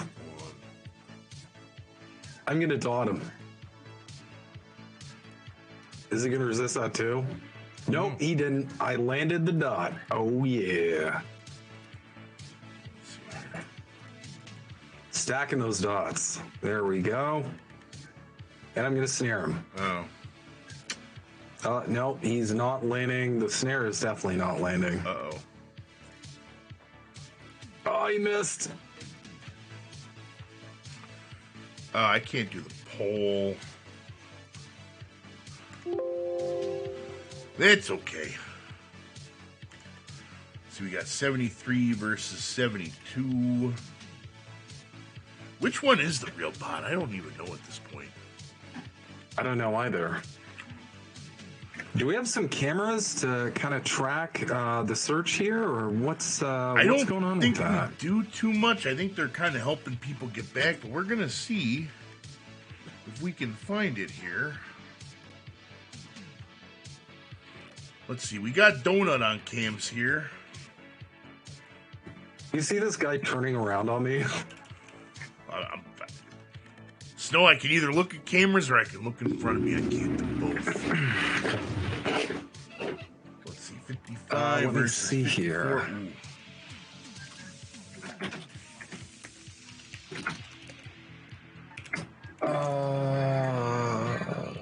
Give me 1 sec, everybody. Yeah.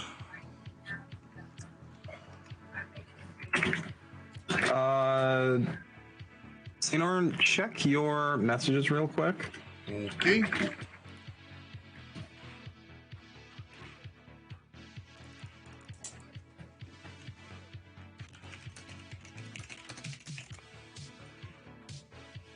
Okay, cool. Yeah. Okay, so you're the one running the stream show. All right. I'm just here to look pretty. Kidding. That's fair. That's fair. Okay, let me see if they can get this to work here. 1 second here, Snow. Hey. Oh, that's what you said. Fastest boy and hot. Hold on. Yeah, they just won. Ladies and gentlemen, I think we might have secrets in here. Holy moly. Give me 1 second. And if people are in this channel right now, please, for the love of God, just mute me. Because we're going to be doing some talking here. Yeah. I mean, we can get to our own channel real quick, if you don't mind. Yeah, that's a better idea.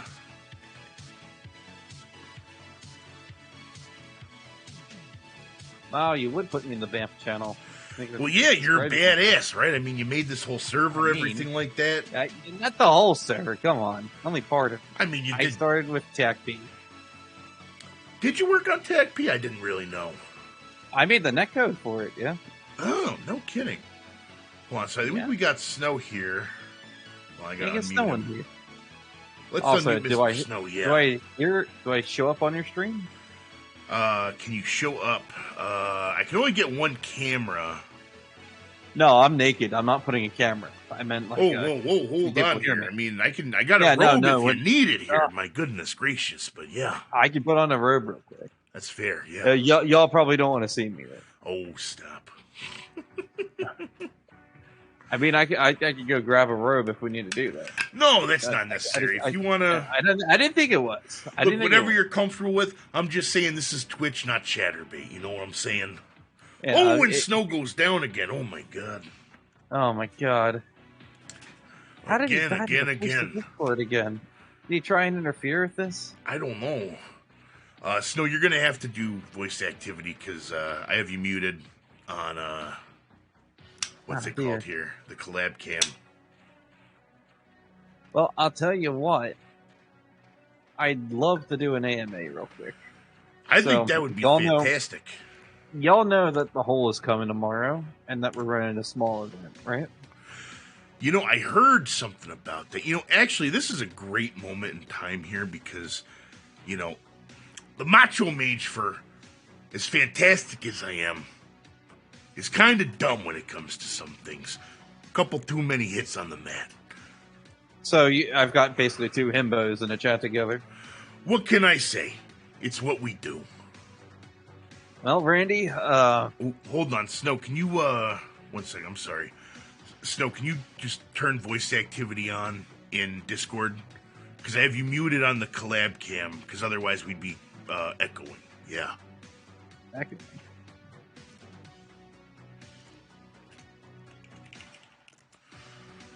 Let's see if we can get him working here. Hold on. What do I have to...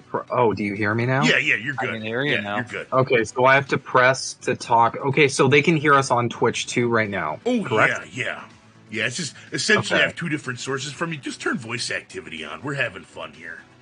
Okay, I just... if you make it too complicated, my brain's going to just freeze, so just try and, step by step. Thank you. Look, I'm trying to maintain some streaming professionalism, even though this is probably the most complex damn thing I've ever done. So, you know. Well, you're doing a great job, my guy. So continue to do so. What can I say? I work out. Yeah, pondering orbs, all that good stuff. Orb ponderer. That's exactly average orb ponderer. No. Look.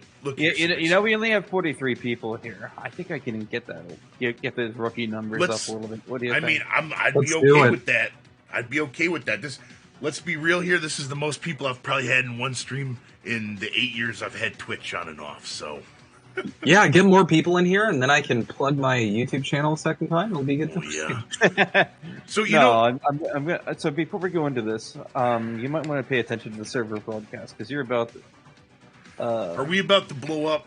Is the club night going to be able to handle me right now? We're all going to die. Oh my God, that's something crazy. Do you not think we're ready for this? Well, let me tell you something. I got my Stein of Alyssa. I got my glowing black stone. I got my robe of the Oracle. I got my apothic helmet. The macho shades. We're good to go. Hold on. Okay. Where should I be looking? Looking straight ahead, probably. A couple dB. How's that sound? That a little bit better? Yeah, that sounds pretty good. Oh, that's perfect. Yeah. I think you lowered your volume to accommodate me too much, which appreciate you, but yeah, I think we could balance it a little bit further. Well, I mean, as both Secrets and Snow know, I like to get a little chatty in raids, you know, so being loud is not a problem for me. As the race worked, it worked well. All right, well, we've got an alarm. I'm about to do an AMA. Yeah, we've got the announcement out there. So I just broadcasted it. So Trafalgar is going to actually get a bunch of viewers right here. The race actually ended. You might want to just change that stream pattern real quick to Quarm Halfling race coverage to right. Yeah. You might want to also turn off your music so people can hear all of our lovely voices. What else can I kill in this zone? Let's do that. Oh, my faction is I'll not turn the great music now. off, yeah. You see, it's a little... I used to do college radio way back in the day, so for me, dead air was always like a big no-no, you know? That's why I always did it, but... no, that's I can accept that totally. I've had to live with dead air due to the fact that I'm a streamer, but I'm also an introvert, and I've had to try and reconcile those two things, so yeah, it's fun. I mean, I get it. Yeah, I'm going to be... y'all can actually ask me things. I'm going to let the streamers who just roasted this halfling race kind of here in Rivervale get a kind of first dibs at questions. Because they've just been... This was fantastic. I love to see community events like that. I'm glad I actually was able to, open up the guild events channel to like everyone, because I think it's cool that Former Glory did this. I also think that it's very cool that there's a lot of turnout from the server. I kind of screwed with it a little bit during the event, but did I ever despawn? No, I don't think I really hope so. I'd probably I despawn the AOW and the Hill Giants and all that. Yeah. Oh, I despawned those aren't the ones I'm worried about. I think I left General Vigera up in front. Oh, let me go. I can go check. I won't die this time. I'm checking to see if Faceless is forming me for them at this point. I'm just kidding. Hold on, let's... No, I got him. Snow, yeah, so I had a couple of speed traps for y'all when you were doing your race. Oh, I love that. Hey, I have a really quick question for the AMA right off the bat, because I just noticed this. These clerics in purple armor in this Rivervale zone, is that Ethereal Mist? Yes, actually, they made all of the... So they're not actually wearing it, but they have the appearance of it. Interesting. So, I just noticed this. I've played this for like 25 years. The Guild Masters in Luckland were changed to have the planner armor sets. If you go to any of the planner, like if you take Sheriff Roglio down, you'll see he's wearing Dicolite armor, actually. He's at the very top. I had no idea that was the case. Oh, no. No.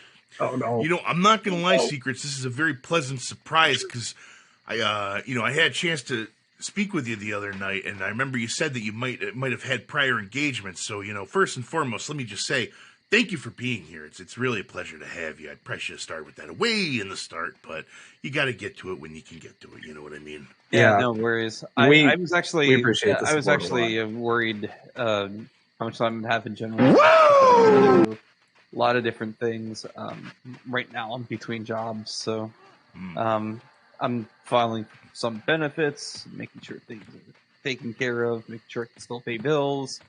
There's a lot of things in between. I got a girlfriend who's been wonderful. A lot of different things happening. This has just been kind of nerve-wracking, really, for the last couple months. I know exactly what you mean when it comes to RL stuff happening and all that. Not to go too off base, but I've had some events that, we could always discuss later that are very parallel. So I get that. You know what I mean?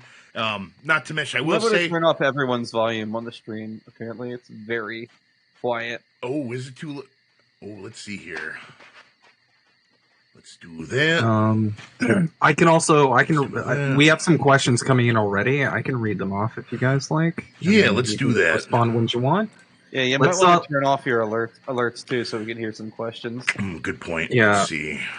Yeah, let's fix the audio stuff to make it optimal first, and then we can. Yeah, there's going to be a lot of follows and such. That's a good point. Oh, hold on. I just muted that for crying out loud. What else going on here?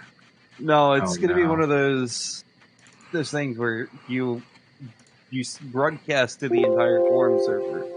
And that's a fair point. Holy shit, 126. Oh my god. I wasn't going to freak out. Don't freak out. It's all good. Oh, don't worry. The Macho Man is no stranger to lots of big crowds. Yeah, WrestleMania 5. Hulk Hogan. Oh, you know the rules, Secrets past, and so do I. So, yeah, do you two have any more questions before we open the floor to folks in the chat? Ooh, I got a question. This is a selfish question. When are you planning on implementing double attack for clerics? I'm just curious. Double attack never. Actually, they shouldn't have double attack. I know. Stop it. I do like the idea of the battle cleric, but battle cleric didn't really happen to Luckland anyway. I mean, I always liked the 50 on the cleric, but so yeah, I know I pretty much did. And it was a pile of fun. Zayd had something that he said in one of his streams that kind of stuck with me. He basically said something along the lines of like, it'd be really cool to have like a healer class that like can do other things to kind of like facilitate the heals. So like maybe they do damage and it like gives them mana and then they can heal and stuff. Like he said something like that, but it was a really interesting concept. Inquisitor from or not the Inquisitor from EQ2, where they had the mana conversion to buffs and everything. They also had the mana feat, the passive mana feat on attack. Also, I think there's a Vanguard class that did this, the Disciple, I believe it was called. Vanguard had that. Yeah. Okay. Blood Mage and Disciple from Vanguard. That was really fun. Okay. That's all for me. I was just memeing a bit. I think that EverQuest could do with a little bit of a redesign if it was ever done again. But yeah, I don't think there's exactly a solid way to put that in the current game without completely changing how the game is played. So it would probably change a lot of meta things that a bunch of people that raid log would probably be very upsetty spaghetti about, I'd imagine. I mean, I'm surprised you got away with the offensives that you had, as well as some of the gameplay changes to the game. For example, we don't have mob undead AI in any zone. So when you're trading around in Unrest, the mobs would normally hit the nearest target. That was abysmal on server launch. We had to disable the proximity aggro stuff, where they would, attack whatever was nearest to them, or whoever had the most hate. If they were hold on, I'm writing this down. I need to know this. Okay, good. Just let me know when we're good. I'll start with reading off questions. I did have one question though, and this is a bit of a selfish one. Obviously, the Earth staff for mages is able to drop. As the macho mage. The water staff, of course, can drop. But what about other epic items that may be in such areas, such as say the Spirit Wingblade? I noticed those aren't implemented, and once again, my peanut macho brain doesn't understand. We've kind of done these selectively because those have focus effects associated with them. Adding them in at specific points in the game where they existed kind of makes sense. If I remember right, and I could be wrong, some of those are original population items, or at least close enough to an original population that it wouldn't matter for the sake of Quarm. The Fire Staff is notably absent because the Fire Staff actually was in a Velius era revamp. So we're not actually able to get that just yet. That's a little sad. I do love my fire pet. I call him Mr. I got to Big be honest, Beefy. it's been all over the place with the epic items. I'm not sure which ones I forgot in the whole. If we noticed them being missing, I'm like, I think I said that we're going to remove them, which is probably still going to be the case. Like if we forgot one or two NPCs that give epic pieces that drop them, we're going to have to obviously keep them to Kunark and they'll be gone from people's inventory. But yeah, I don't really care at this point. A lot of the epic pieces are gated. Obviously, you can't get a rogue epic despite, not having anything in Kunark for the rogue epic. So I think we gated everything that really is, crucial or important. Okay. I think that works for me. All right, so if that works for you, I'm going to try and find the first question. Please be loud in the chat if I miss one. I obviously am far from perfect.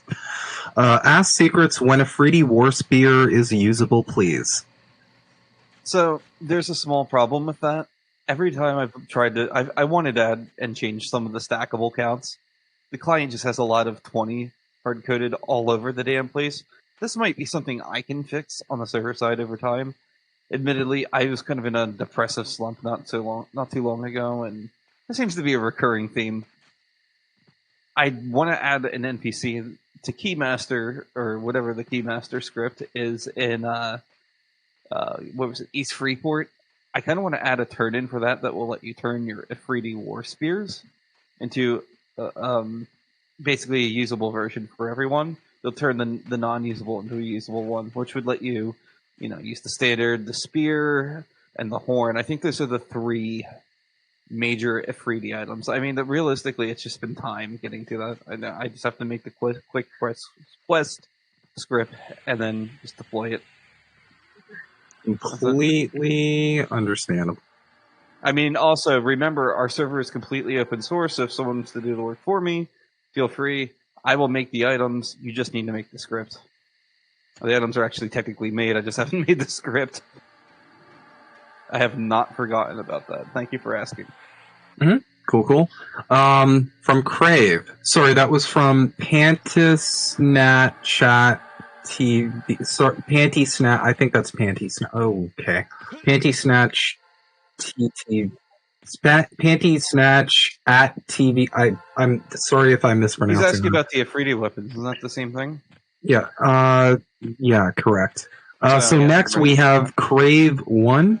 Can you make plain weapons look like that look like a fucking rusty weapon slightly cooler? LOL. I'm not gonna lie, as someone with a Dawnfire who's trying to get a Thurgis star, I'm curious about that too. But I do know the limitations. That look like fucking rusty weapon. Yeah, so we're stuck with what we have in the game. I do think that a lot of the classic population, classic items were lacking something. I will also say, in the same vein that weapons were lacking in classic, weapons got really cool, especially when you start looking at Velius, where they have freaking Colding crossbows. They have, everything under the sun. Just that is really cool looking. The BFG is cool looking. The epics are iconic. Mm-hmm. You'd be able to find some really looking cool Firesh, stuff in Kunark. And then by Luckland and Plains, you have a ton of different, like the staff that with the notes coming out of it. Staff of trying to think of what that item's name was. I remember I had one. I think it was like Fiery Staff of Thaw. I don't remember which. Oh yeah, hold on. I'm actually. Are you in Rivervale still?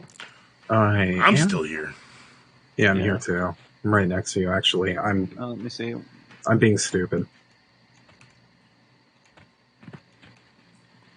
Ooh, what is that? I think that's POP, is it not? The flaming one? The flaming one? Yeah. Yeah, that looks like POP.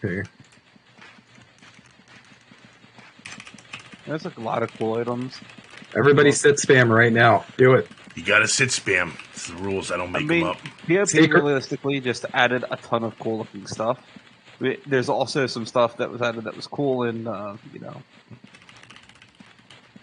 Luckily and beyond. But really, this is great.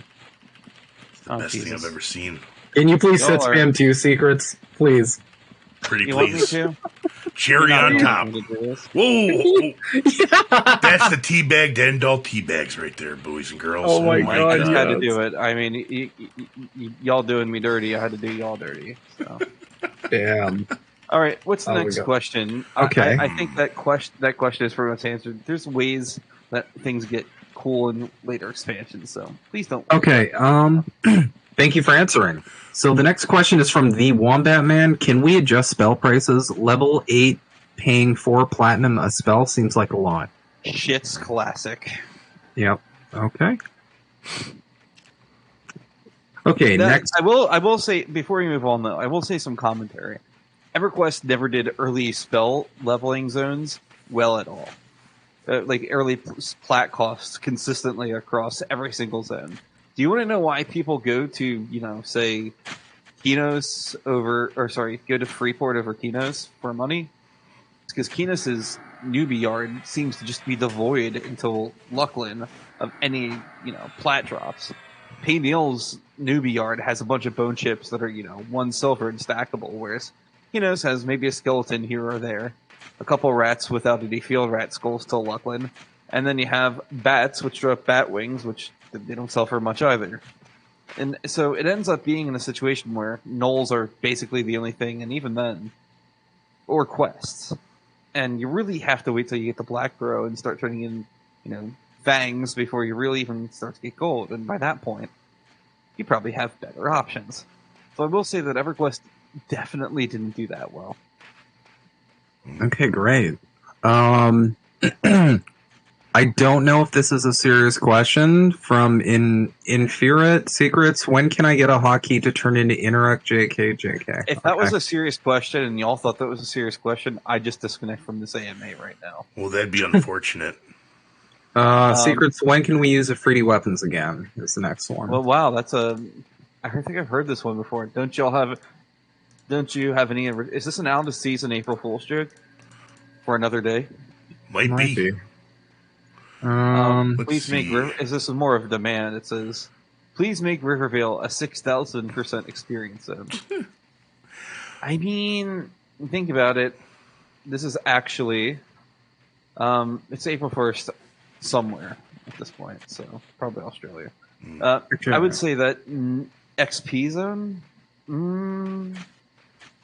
Why are y'all killing halflings again? Is it those spears? I mean, they do sell for a Everyone lot of killing plat it. secrets. I mean, that's pretty good money. I mean, actually, the ones in here doesn't. What time just does the bowl open tomorrow? That's a good question. Mhm. That's an actual question. Yeah. I don't fucking know. I'm going to try and get it by 3 p.m. just to keep it the server, timeline. I'm probably going to wake up like 9:30, take the server down. It'll be down to like maybe from 12 to 3. I'm trying to keep the 4 hours window. We might do it sooner, but I don't really want to do it sooner. But I'm also afraid of underestimating how much time we'll need. Realistically, for the whole, we just need to enable the POK book for the instance. When the server comes up, the server will already be loaded with the whole. So I just need to enable the POK book. And there's going to be, what was the recent Quake? There's going to be no Quake tomorrow, is there? 5 days. So you're not going to have an open world version. This will be a race. And I would recommend going to the actual Zone of Peniel, where the book is located on TLP servers, which is right outside of the Toxolia zone line. If you really wanted to, quote unquote, race for the whole. The book won't take you to the TLP zone in after all. I decided to let people crawl through that. And the reason is because I'm just evil. And I think that people getting gem drops during a raid isn't the worst thing. We're not disabling loot from the instant. I mean, that makes sense, to be fair. That's and you can still completely get, understandable. good little bit of gear that drops from everything. You want the IGS, bring a raid in there and kill all the undead. You can still do it in an open world, but yeah. Okay. This question is from Massive Split. Will Druid Forged items for Epic be in once the Kunark pre-launch happens, or not until July? Kunark pre-launch should still see some items that slip through the cracks. Once Kunark pre-launch happens, we're not actively antagonizing people that have epic drops. So during the June time period, please expect, if you're an XR, you can only enter expansion 2 zones, and if you're anyone else, you can only enter expansion 1 zones, and Timorous Deep will not be booted to disallow traversal between the two. The fire pot room will also be, therefore, inaccessible. So I would say that's kind of how I'm handling it. Also, we'll do a race check. If you're a certain race, can't enter the older expansion zones. So that's how that's going to happen. I would also say that it'll be nice to see a Kunark isolated XR race. That's going to be fun. I'm kind of really curious excited to see the how that's legacy going to of play Vic out. in its best, truest form. I can't wait to play my XR. He's going to be the ultimate shout out to Disco Elysium, and the server's not going to be ready. I mean, the way I look at it, I love this. Lower Guck's going to be Server's not going to be ready. open. Okay. Next question. Will Druid Forge? Holy shit! I'm so stupid. Sorry. Okay. From Shala. Will Shield of Immaculate go to backslot for pallies like other servers? I still have a bunch of items to sync from the Alcabra server. I've been waiting for the hole to come out, and to be honest, I think I wanted, between the hole's launch and between the Kunark pre-launch, I have 2 months. There is a major change pending to how we handle expansion flags, and I'm not sure if we want the Alcabra project data for that. So what I might do is keep the Quarm specific flagging, or I might not. There is a lot of work to do. There is an entire column for where we gate partial expansions, and the Alcabra project just does not support that, and that's a problem. I want us to be able to, do what we do now, but within the new code, but they only support integers and not floating point numbers. So we can't do our patch scheme, and, it's kind of a mess, really. I also want to keep up to date with them on the Alcabra project. I just think that maybe we could just change the to float in the Alcabra project, but then, PQ can't use the data. So I'm going to have to make a bunch of content flags, and there's like 426 individual entries, and I might just pull another 24-hour stream that ends up being 9 hours at some point to, implement that. Because I think that's a lot of data. I have most of the work done. It's in a branch on GitHub. It's publicly accessible. You all can see that. There is a lot of work to do there.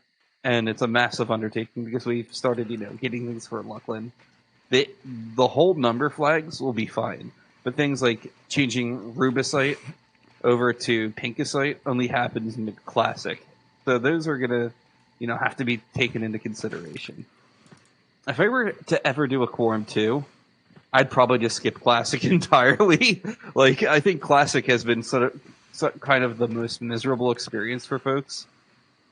Just being in only locked to Classic. I think a lot of people I've talked to were waiting for Kunark and waiting for the camera to be fixed. Now that the camera's fixed and Quorum's about to launch Kunark, we have the opportunity to have a lot of folks in the same area, especially with the respawn rates being as high as they are for dungeons and for outdoor zones. I imagine we might continue that into Kunark, but realistically, I know this question is just about, the Shield of Immaculate, but I kind of got off on a rant.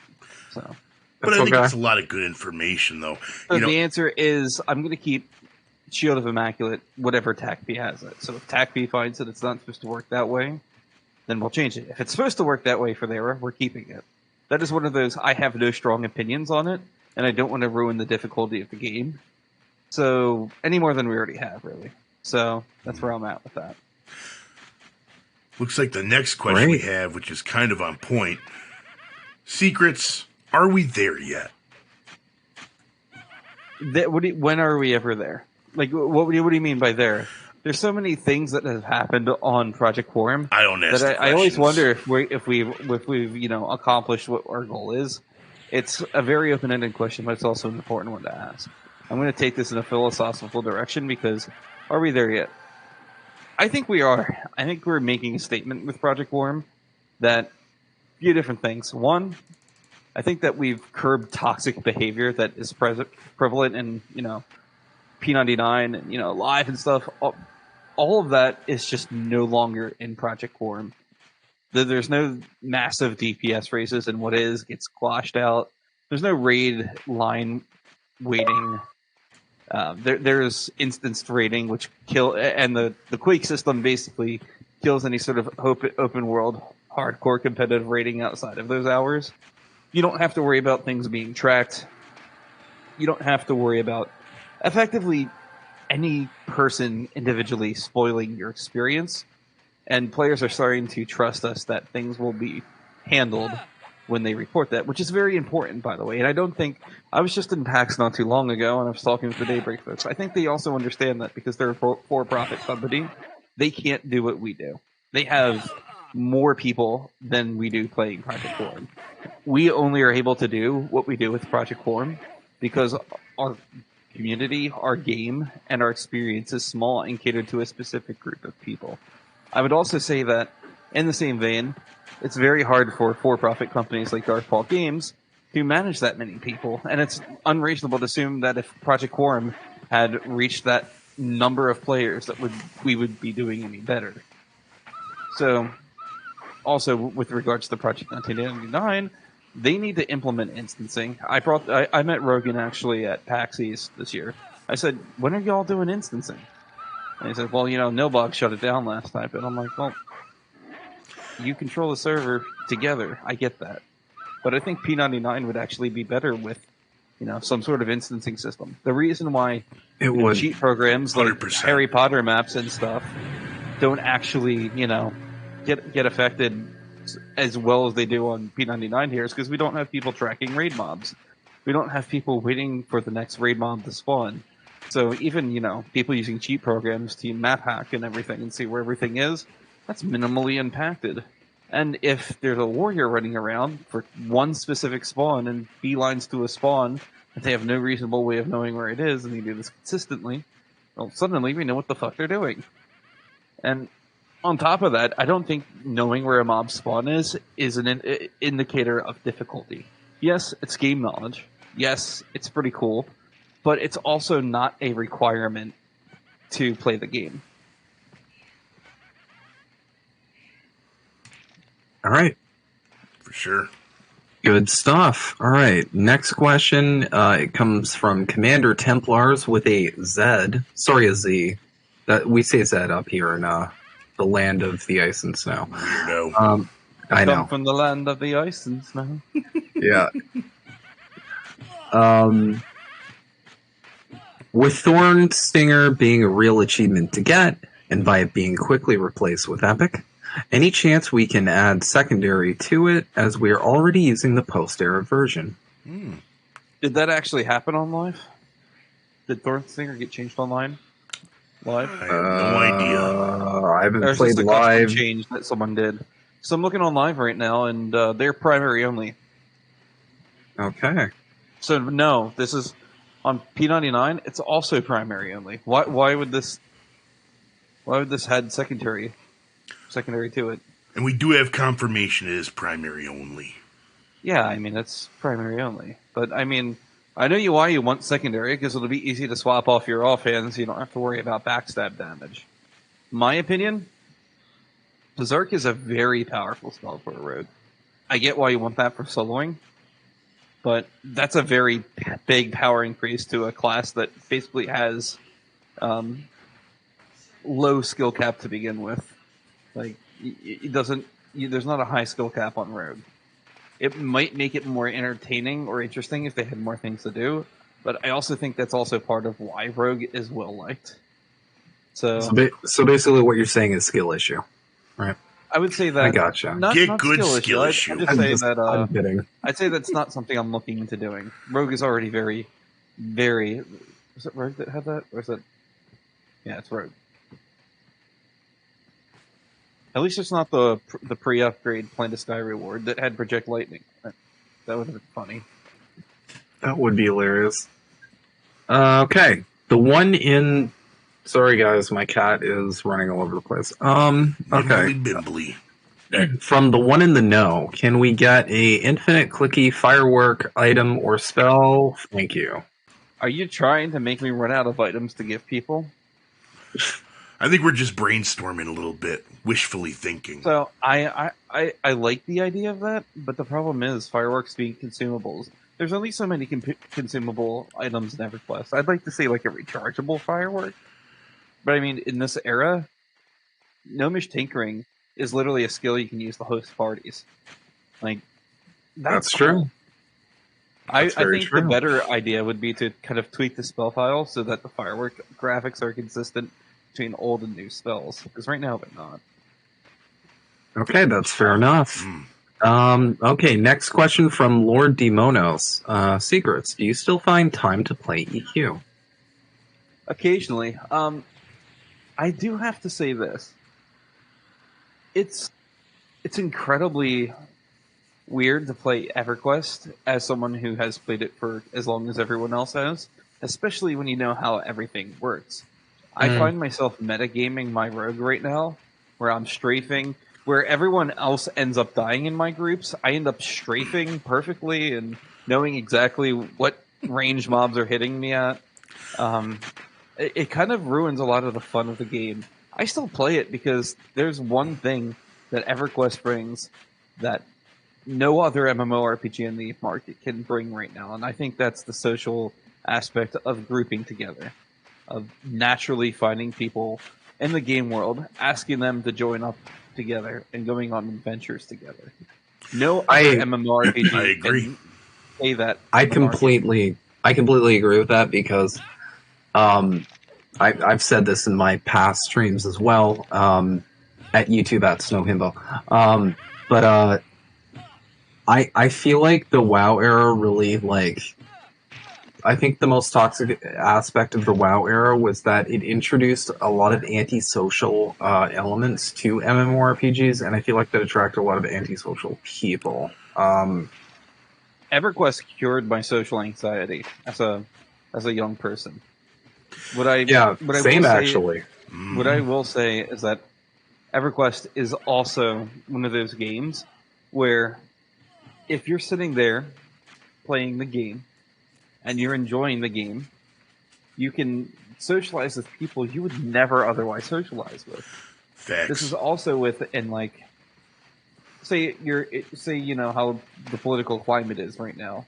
I'm able to learn about people from cultures I would never, feel safe in, because I'm playing a video game where all of that stuff is just kind of put to the wayside for instead, bonding and camaraderie in a virtual world. We're playing halflings and, trolls and ogres and humans and all other sorts of fantasy races. So I think that's really fun, actually. And I also think that because of that, even with Pantheon and M&M coming out, EverQuest is still going to have a huge place in my heart, just due to the lore and game world. I'm personally looking forward to Monsters and Memories more than Pantheon, and that's only because I know the team. I do know that they understand the vision, and that because they understand the vision of EverQuest, I do think that they'll, massively succeed there. I also think that they might need to, make some tweaks here or there before launch, which they'll do. And the fact that they actually have a dedicated release date is more than anyone else can say in the market that's making a classic game, besides maybe Embers Adrift, which had, done fantastic with everything so far with their game development. I mean, there are basically 4 major classic MMOs on the market for an EverQuest-like experience. And I think, a decade ago, I would say that the only thing we had left to look forward to was Pantheon. People are, in large numbers, realizing something Brian McQuaid had told me, which is, I sent an email wondering if I could help him on Pantheon back in 2013. I was a nobody, I knew nothing about the games industry, and I decided, shoot my shot. I'm working on some dumbass emulator thing. Might as well just send an email to Brad fucking McQuaid. And, so what I did is I asked him, hey, here's my credentials, here's what I've been working on, here's how I think MMOs should be. And he replied basically saying, yeah, we need a lot more smaller niche MMOs that focus on something, and doing it well. They don't have to have mass appeal. And in fact, trying to make mass appeal to multiple types of people is just going to get, like what World of Warcraft did, or what Sony tried to do with Star Wars Galaxies. I mean, Star Wars Galaxies was trying to be a lot of things for a lot of different people, too. You just need to target a very specific niche audience. You don't need your own branding. You don't need someone else's You need your own branding. You don't need someone else's branding. Star Wars or Warhammer license isn't going to help you there. So, he said, basically, everyone should be content running smaller games, and with those smaller games that you run, you should be able to figure stuff out. You should be able to make that work for that smaller team, and that's exactly what Monsters and Memories is doing. And I think that whole team should be proud as hell that they're literally doing something that was thought of a decade ago by the person that they're emulating. Brad McQuaid making a spiritual successor to EverQuest. That's really cool. And I really think that Brad McQuaid understood that. Of course, everyone has their demons. Everyone was tortured by, their own personal stuff, but that's everyone. EverQuest allowed us to escape from that and become ourselves again. It allowed us to, find who we are, what our true purpose is in life, and it allowed us to do so in a way that was basically Dungeons and Dragons dungeon crawl experience that is never ending. Lets you play a D&D campaign that you can't play anywhere else anymore. You could, there was another thing about Dungeons and Dragons. I've been trying to get like a couple of them, set up offline, and Dungeons and Dragons become schedules and conflicts, whereas EverQuest is always going. You can always make your story in EverQuest, whether it be on Project Quarm, whether it be on Live, whether it be on P99. It doesn't matter what server you're actually on. just so long as you're able to, find people to group with and socialize. Just as we're sitting here in, the middle of Rivervale, I see the remnants of the people from this race. I see high-end players. We're all just kind of just gathered here because we like what we're doing. The race you organize, that's a time-honored tradition for EverQuest. That's something players have done on their own. I think that's amazing. Hell yeah. Sorry, that was a long-winded answer to do you still find time to play EverQuest? But no, that was no. I love this game. I will never stop playing this game. I will never stop loving this game. I wouldn't be sitting here streaming EverQuest in a bathrobe if it wasn't for Project Quarm, so I'm good with that. I've actually got a bit of a heartwarming thing to share that happened last night. Actually, when I was streaming Evercraft online, so one of my childhood friends, who we played EQ when it came out in 1999, like right off the bat. I was streaming Evercraft online, and I noticed he was like commenting in the stream. And I turn around in the stream and I recognize his username from 1999. And there's a character sitting right there. And sure enough, he logged into that to play with me. And it was a real huge trip because it was like, holy fuck, we were doing this in 1999. Now we're doing this like over here. It was a really cool moment. So yeah, I really appreciate that answer. That was super cool. I like to imagine that in the future, people could take their children, their grandchildren, and keep playing this game with them. Show them what a good game used to be like, so that when they grow up and they have an interest in game dev, they can actually just make games that aren't completely freaking terrible. That'd be cool. Yeah, exactly. And like you can get your grandkids to like farm items for you and like power level you. I'm kidding. All right, little Billy, you're gonna hit this forage button once every minute and a half. Yeah, just do that while I'm at work. I played EQ2 that joked that she was going to have kids just to play trade skill online. Like she was gonna raise her kids just to start doing trade skills and click the 3 buttons that were required to do trade skills. And I'm like, you have to get this bar up here while making sure this bar doesn't drop here. And it was like that. I imagine the game will be timeless. Dude, I've met younger players who just got into it because their parents played it and they like raised them on the game. They're like, here you go, buddy. I'm 32 years old. Like I'm one of those EverQuest children that grew up together. Just recently, Zaid on Drama Quest interviewed a developer who looks no much older than I am, and there's a lot of people that I met at Darkball Games and PAX East that were, the children of EverQuest players, or got into the game otherwise because the game was, interesting to them. And I thought that was very cool. I spoke to a couple different people, an environment audit. I mean, I talked to basically everyone on the team there. And people are like, oh, but there's no one on the original team left. How are they going to do a panel? I'm like, these are people that were born, molded, and raised into this game. They know this game just as well as anyone else. They love this game just as well as anyone else. And just because they work for a big conglomerate that was bought out by a asset holding company doesn't mean that they're not people who played EverQuest. It means that they're just as valid as anyone else.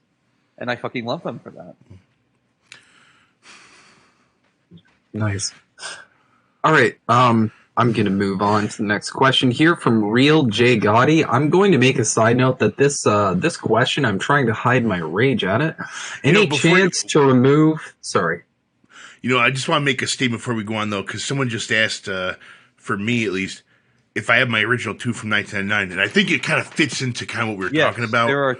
There are 2 characters left from 1999 that were playing back then that are still playing according to Darkball Games. So it wouldn't be 1999 specifically, right? But, launched 1999. There are 2 accounts that have been subscribed since then.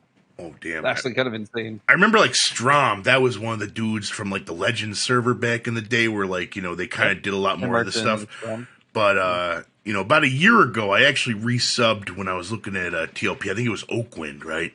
And I went on to Tunair because I used to play on 7th Hammer, so shout out to all my 7th Hammer boys. And went on my little Gnome Warrior. Now keep in mind, this Gnome Warrior, he was not good. He's like level 51. He's got Iceforge Shackles as one of his best pieces of equipment from Velius. And I did a slash play just to kind of take a look. And I saw his birthday was like December 31st, because I had just gotten it for Christmas, you know. And I'm like, damn. Like, this character could like literally go out and buy himself a 6-pack, you know. I'm like sitting here like, but you know, it's like when you're talking about like that generational thing, right? Like, I've played other characters since then on live servers, right? But I won't touch him anymore and play that character, because to me it's almost like a time capsule of like a time when things were a little bit more simple, so to speak. You know what I mean? It's a good time. Yeah, I know what you mean. I'm going to move past that question quickly, though. Or rather, I'm trying to move on. There are a lot of different things right now that have been asked. I'm just going to go through and kind of supersonic speed and answer these questions. Pew, pew. Any chance to remove the Bard kite limit after Kunark releases? No. I don't want to remove that. Bard, honestly, I'm not even sure if I was talking to Niante over at Darkpaw Games, and I was like, do I even really want to keep the AoE unrestricted except for certain mobs? I'd love if we could just add a certain field to certain mobs and then just set a pool limit per zone or per mob type or something like that, per specific NPC, so I could, you know, flag the entire zone of Plane of Fear to be stunnable or something, but not other mobs, that sort of thing. If I wanted to, you know, allow certain things to be AoE-able because they're part of raids or part of raid encounters, like the spiders in Plane of Innovation, a couple different events I can think of. I don't even know if I want to allow PB AoE farming in general. No shaker paging. I mean, realistically, that could have just devalues the game. Yes, it's another way to play the game, but I also think it just devalues the grind experience that a lot Not of my people Chardock AoE groups. Those shouldn't have actually been a thing. Chardock has a very short leash range. To be able to pull everything to the zone line is incredibly difficult on the actual servers of the era.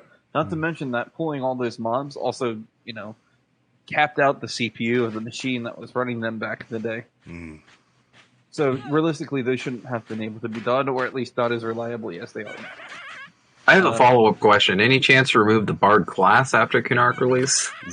Kidding. You don't want what was that the chorus spell in? You don't want that free mana regen in your raid? He's speaking for himself. True. I want that clarity. I mean, Bard gets even happening. easier, and by the time you get Fading Memories, Bard's amazing. Keep Bard. Keep your Bard going. You'll get dual wield eventually. You'll get double attack eventually, buddy. I promise you, it's good. It gets better. Oh yeah. I will also say that I'm going to go back here, down through here a little bit. Will Wood Elf Crown be in the game? It'll be a POP item. I think it's LOI era, but I think I'm going to keep it in if it was removed by Pack B. It's a cool item. Spellcast hit mechanics working as intended. I seem to be more interrupted than more here. Love it, work. Keep it up, doing great. That is actually taken from the game client disassembly. Mackle, aka Demon Star 55, had actually reverse engineered that, and that is accurate for the era, as well as Torvin, who has made multiple hours of parsing. So yeah, that's exactly how it should be for the era. Same thing with, you know, skill ups and everything else. Defense skill up should be this hard. There are a lot of non-anecdotal evidence that the defense skill ups should be this slow. It is a penalty in my eyes that you should be punished for trying to power level like that. I'm going to keep going here. When do we get prettier home Nafis? Zeal has a toggle on or toggle off. There are only so many helms in EverQuest. Obviously, there's the custom helms that you can equip in, you know, Velius rather. You can get the cool looking helms there, but there's not actually a lot of helm graphics in EverQuest. Not you really. A color No. and you have an item type. I wish there were more. Same. Whole bucket Tox Zone Line. You know where it is on Peniel on TLP. If you don't know where that is, go log on Agnor. You can look where it is, or you know you can just wait till the 25th anniversary and go play there. You should actually. In fact, do that. Then you can find out where the book is. And Daybreak can make some money off of it in the process. They deserve it. They need to eat too. Hell yeah. As a new Shadow Knight, get my first evocation spell at level 22. I find it almost impossible to level up my skill. Yeah. Train evocation. Also, I think you get an undead nuke as a Shadow Knight, don't you? You do. You get the word series like the Necro. Yeah. Undead spell. What was the first one you get on Shadow Knight? Is that 22? Let me look it up. I forgot, but it's Ward Undead. It's Not Ward really sure. Ward Undead. Let me look. Yeah, Ward Undead is 22. That does suck. It is your only evocation skill early on. Train it. It's the best. Save every single point you have outside of that for the undead only DD. It will suck. As someone who mained an SK back in life for many years as like one of the mains for a guild, yeah. One of my biggest regrets was I dumped, and I didn't know at the time obviously, but I dumped all my shit into like, you know, other spell skills or like bash or stuff like that. Looking back, I would have given anything just to have been like had the hindsight to be like, yeah, I'm gonna dump everything in invocation. That's really solid advice because yeah, it's really rough. Now, like, if your thing's already screwed up and you haven't been able to do that, that sucks. But you can also go back and you can get clarity. Later, you'll have KEI. Later, you'll have Voice of Quellius, and you can just sit there spamming it all day without a cooldown. It's a very low mana cost spell. 48 fizzles in a row around the mana. Just train it a little bit. It'll go up a little bit. Any chance, not change. Yeah. There is a chance that you can be, especially when you're starting out with your spell skill increases, those early levels go great. Get it to about 50 if you can without training. It will take a while. That's fine. EverQuest is a game where you dedicate yourself to an entire character. So, yeah. There's servers that launched and Kunark never had legacies on them at all, items on them at all. Yeah, but we'd still put legacy items in because on Quarm we don't care what time you actually played the game. We just want people to get cool shit, and feel good. That's it. I love there's it. Another question. Currently, Bard songs generate no thread at all. This will be changed to Kunark. I believe Torfin had looked at this. I think they're supposed to generate more than what they currently do. I'd have to ask him. Please just post that as a bug report and tag Torfin in Discord. Definitely, because I don't actually know the answer to that. He would know. I know he's mentioned it before. Maybe it's something he can look at.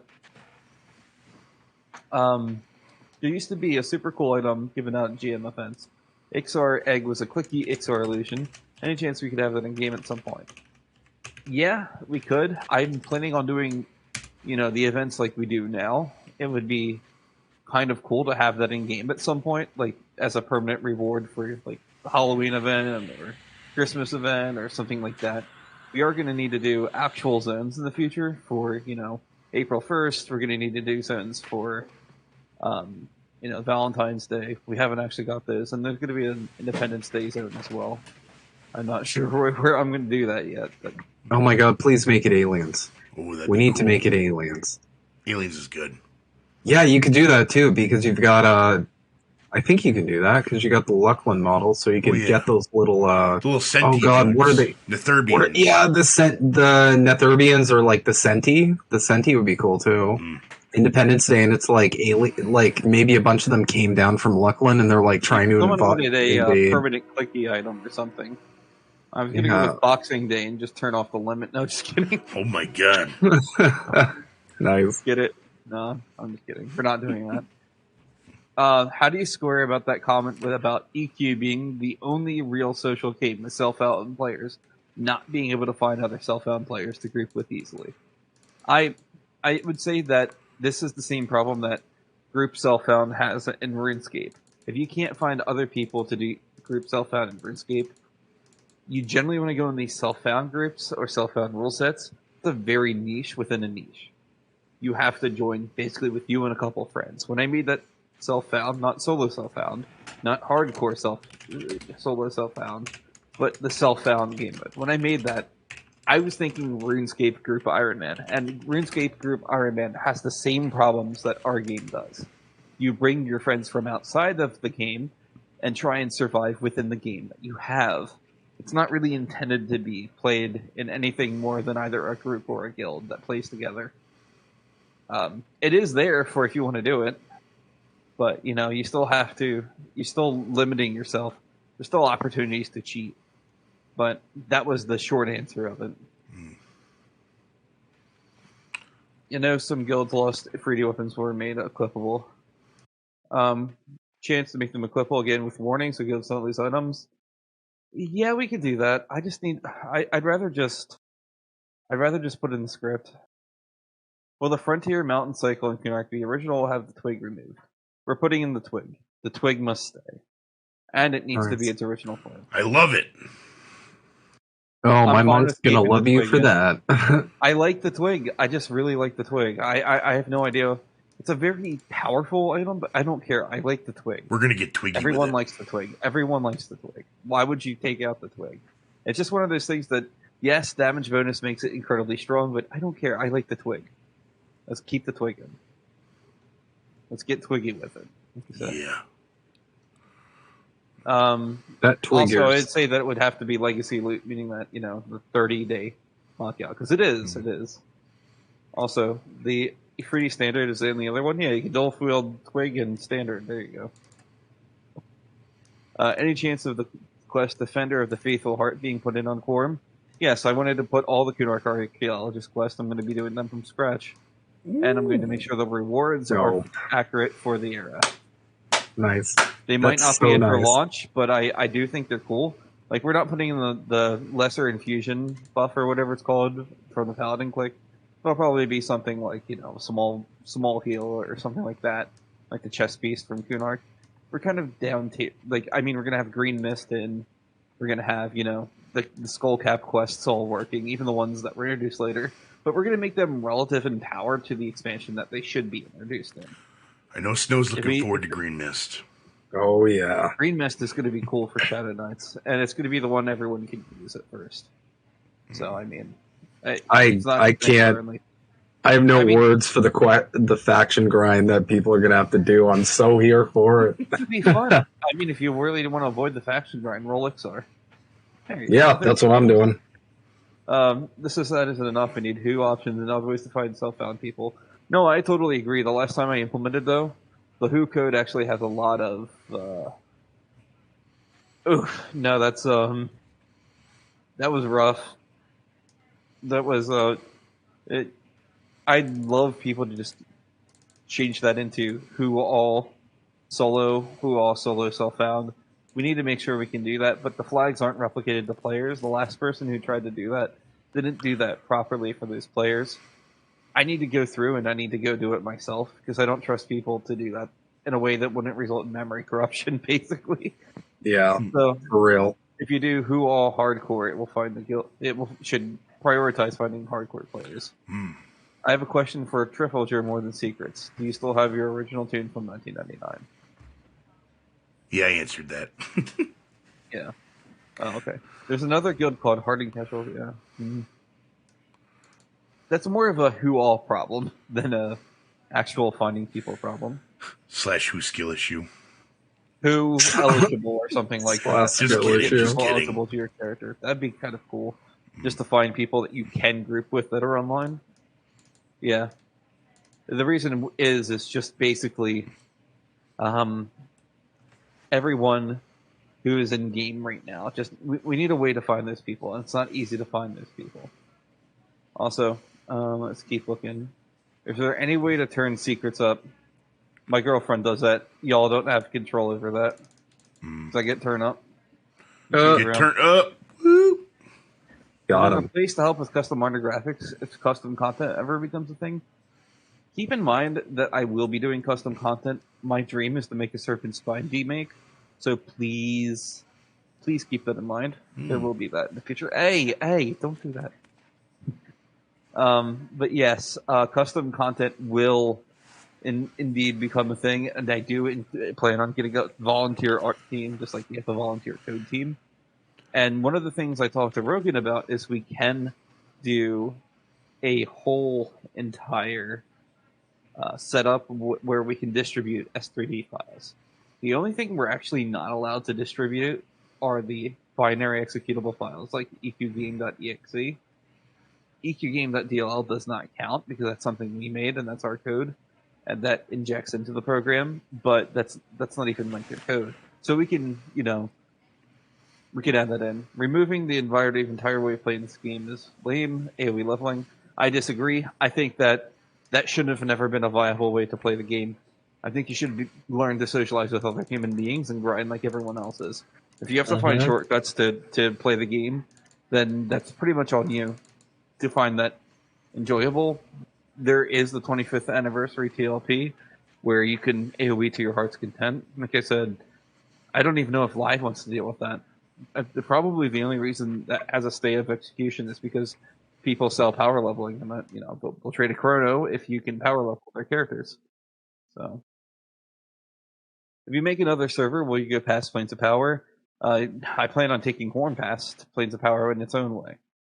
I do think that after 6.0, we'll either do one of two things. One, I'll make my own MMORPG at that point, using kind of like the goodwill that we had from Quarm to kind of start looking into like making something similar to like what Monsters and Memories, Pantheon, and Embers Adrift are doing. Kind of like take the core philosophy of Quarm, which is keeping mostly EQ mechanics, and then kind of making a whole entire game world where it's approachable and it's not just catered to hardcore players. I'd like the idea of EQ for adults. I think the current offerings of both Monsters and Memories, Pantheon, and Embers Adrift are also not casual enough or not adult-friendly enough in their design. At a glance, I could be wrong about them, 10, 20 years from now when, Pantheon releases or whatever. But, yeah, I think that would actually be kind of cool. Secrets, are you doing this all work yourself, or do you have a team with you? No, I'm definitely not doing this all myself. In terms of a lot of the individual design and dev work, yes. But we also have, Elraz has been doing a shit ton. Salty is, the maintainer of Zeal. That has been an incredible labor of love. If you see Salty's name in the Project Quarm Discord, please click their about info and just give them some money on Patreon. I think that the work they've been doing for nothing in return is quite literally insane. I am surprised that this person came out of nowhere and did so awesome. They added melody, added all sorts of other things. Like, they fixed the camera. That's this crazy. Is stuff that I was going to get to eventually, but not at the speed this person does it. They're fantastic and phenomenal as a person. I would also say that, we have like Torvin, who has literally dedicated the last decade and a half to, preserving EverQuest, getting log files, loves the game, played with a bunch of people from the dev team and his live guild. We have Elia, who is pretty much the last remaining friend that I had, besides my two or three other real life friends from 2005 that, were in high school. But I've known Elia online since 2005, and they're running the CSR team. We have our 5 or 6 CSRs that are still active, and basically, we're not doing this alone, and I think it's fantastic. But we all operate under the same assumption that we're all abiding by the same rules. We can take individual contributions to something for nothing in return, meaning that we take donations for our time and nothing else. We can, we all follow the same integrity policy, meaning that if someone gives us money or tries to ask us to do something over another person, we enforce the rules as written and make sure that they don't get unfair treatment compared to someone else. We're trying to make sure that we have a safe and healthy, gaming environment. A lot of people don't want to do that. There's a lot of people just don't want to, adhere to the rules. They've been shown the door pretty quickly. Stuff like that. The mod team's pretty We're not doing this responsive. alone. I've had to put a couple petitions in. They've been nothing but awesome. So the other thing I'd say is just, no, we're not doing this alone. We have Rob Reichen and the TACP team. We're small, but we're powerful as a team, if that makes sense. Small but mighty. I'm not expecting this team to do miracles, but I'm also not expecting anything of this team. This team has been absolute. Kynan has been a beat. Honestly, the entire CSR team has exceeded my expectations in terms of moral integrity, which was my biggest concern. They get excited with me over finding out someone's using automation, and that has been, a pox on the server for this long. They get excited about, taking out people that have been, troublemakers. They they're passionate as me as I am about, removing those types of people. So, yeah. Troll/ogre illusion mass secrets, please. I don't know. Maybe. I would love it. I know there is a troll. There's actually there is a stone item. I don't remember the name of the illusion item, but there's I know there's the stone of gnoming. There's the oogly stick that turns into a troll. These are all GM event items that were added to the game. And I mean, those are interesting ideas, but I don't think we'll be doing those except for like I said, holiday events. Let me keep looking. How do you ask a question in secrets? You're doing it. Put it in the chat. It's a great time. How do you do who all string for people name something that might actually include a class or guild name, like an explicit one? No, absolutely, that would solve the issue if we could specifically specify. That's a good idea. I'll do that. Secrets. When will we see focus effects for Old War items such as improved damage 1 on Robe of the Oracle? Human and Luckland. Secrets. When did you and how did you first get into EverQuest?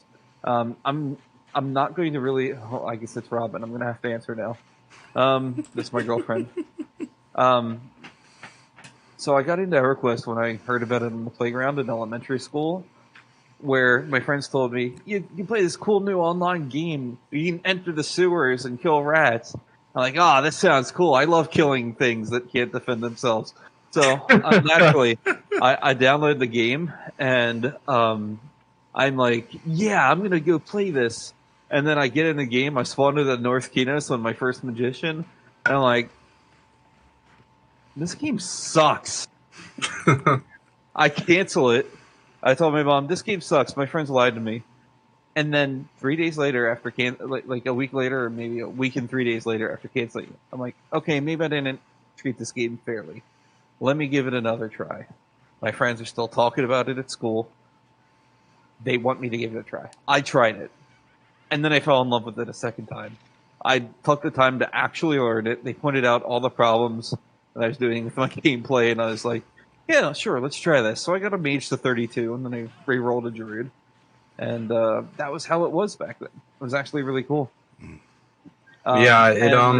memory serves... I just played EQ2, and then sometime in 2005, I got interested in the emulator. Played on Scorpius 2K and Rated X. Met Alia on Rated X. We made fun of King Mortensen, and worked for him for a bit. And then we made our own server, The Edge. And before too long, we became estranged. And then there was this City of Heroes source code leak that happened, actually. And my friend was like, you should talk to this person. They say they know you. And I'm like, who the fuck could it be? What kind of motherfucker still knows the name Secrets? And then they said, their name is Alia. And I'm like, small fucking world. How the fuck did you get here? And then we start hitting it off, once again. We hadn't talked since like 2011 or 2012 or something. And so we decided to make Infinity's Edge, which is like a play on our previous project, Edge server. And then Infinity's Edge later became EQ Classless 2.0. Because I said, hey, look at this classless server. It was really popular in the 1.0. Then 2.0 came out. We did that for a bit. And EverQuest introduced me to so many fucking cool people. But that's how I got into it, really. Our monk penalties scaling error. Sorry, did y'all have anything to comment on that? I think I interrupted y'all twice. No, I just wanted to say it was kind of the same for me. Like, it took a little bit to be sticky. At first, I was like, because my God, at the time, you're a kid, you got so many other games on the go. For example, I was playing Outcast a lot, which dropped in 1999 too, which is like a kind of a crazy cult classic of a game. The second one I'm streaming right now, but yeah, took a little while to get Is this a cult sticky. classic? I think it's a mass appeal game, technically. I'm not really sure. It's an anomaly. Anyway, yeah. I know But at least yeah, my experience. It takes a bit to get like the addiction going, at least in my experience. You got to get the endorphins from the addiction going, yeah. Yeah, you got to get that dopamine release from like killing your first like rare You mob. gotta get or injected in thing, your yeah. veins. Me and my friend, we used to, when we were little kids, we used to be obsessed with trying to kill the priest at Discord, and he would rake us every time. You ever watch that? Everybody was. Everyone was. Every You ever single watch that time. stunt bard video back in like 2003 or so that Mitchie Poof uploaded? No, what's that? That music video was responsible for like 99% of my adult music taste. I'm See, so sorry. The only bard I know from back then. Listen, motherfucker. It had Yellow Card. It had Linkin Park. It had Sum 41. It had The Offspring. Like that was basically my entire childhood of music interest, and it came from one video of a bard doing death-defying stunts. Okay, like. That was fun. The game taught me so much about life. Anyway, sorry. No, you're good. I was just saying. I don't have much longer. I want to get to bed soon, so. It's getting Are late. monks only scaling era to era? No, monks will never be nerfed here. They're in how they are now, just as they should be. Those would be great for self-found, not to do quests like Stein of Ogix with Not Evil race. They'd be kind of cool, but they're realistically just cosmetic items. In Planes of Power, a lot of that loses its significance. Are there any planned for QL spell ads prior to their release? Yeah. I would say that if you enjoy, going out of your way for stuff, I think going to Bloodied Kithicor, which will be a permanent custom edition, it's not going to be one that, disappears. It will have, I think I'm going to put a level cap on the zone of about 15 or so. So it'll be like a 1 to 15 area where you'll get some of the early Luckland spells like Cease and Desist for Paladins and Freeze for Enchanter, and there's going to be a couple different things you can get in there. The idea of a level cap in Trivial Loot Code is kind of a neat idea. That way people have to complete the challenging encounters and they're at the level cap before they age out of that. And the reason for this is I wanted to tell alternate reality stories. There's an idea I had on Chainbreaker for a Dark World. And this is kind of like letting myself experiment a little bit without ruining the integrity of the game. I don't want to introduce things to the game that weren't already in there. But I know people have been clamoring for things like Breeze, like the early Shaman, or what was it, the Shadow Knight's early Spear line and stuff like that. I don't mind playing around with things like that. In fact, I encourage it. Yeah, that'd be pretty cool. We had orange text above self-found players. I mean, I can start making that data exposed to the client, and people that work with Zeal can actually just implement that. I think that's the way I want to go for shit like that.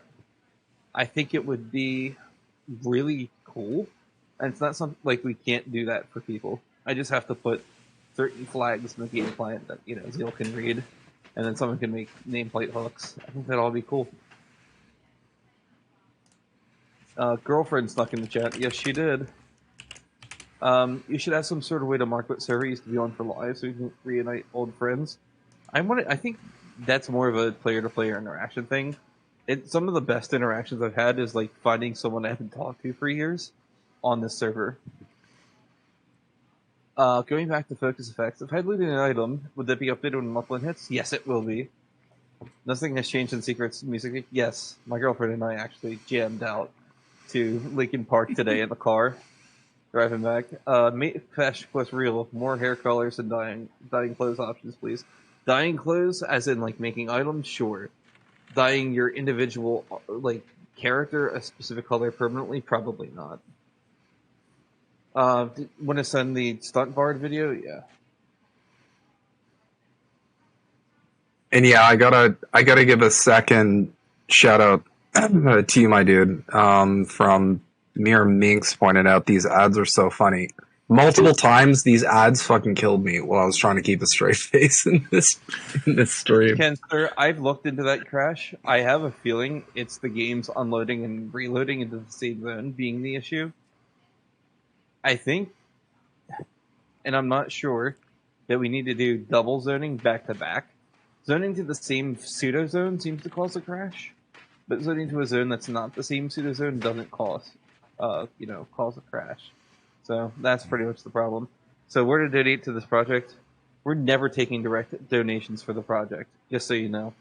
You can donate to me individually on, I have a Patreon on my account info on the Discord. You'll be able to donate to me on stream when I'm on stream. There is, many different you can contact me privately if you actually care to do that.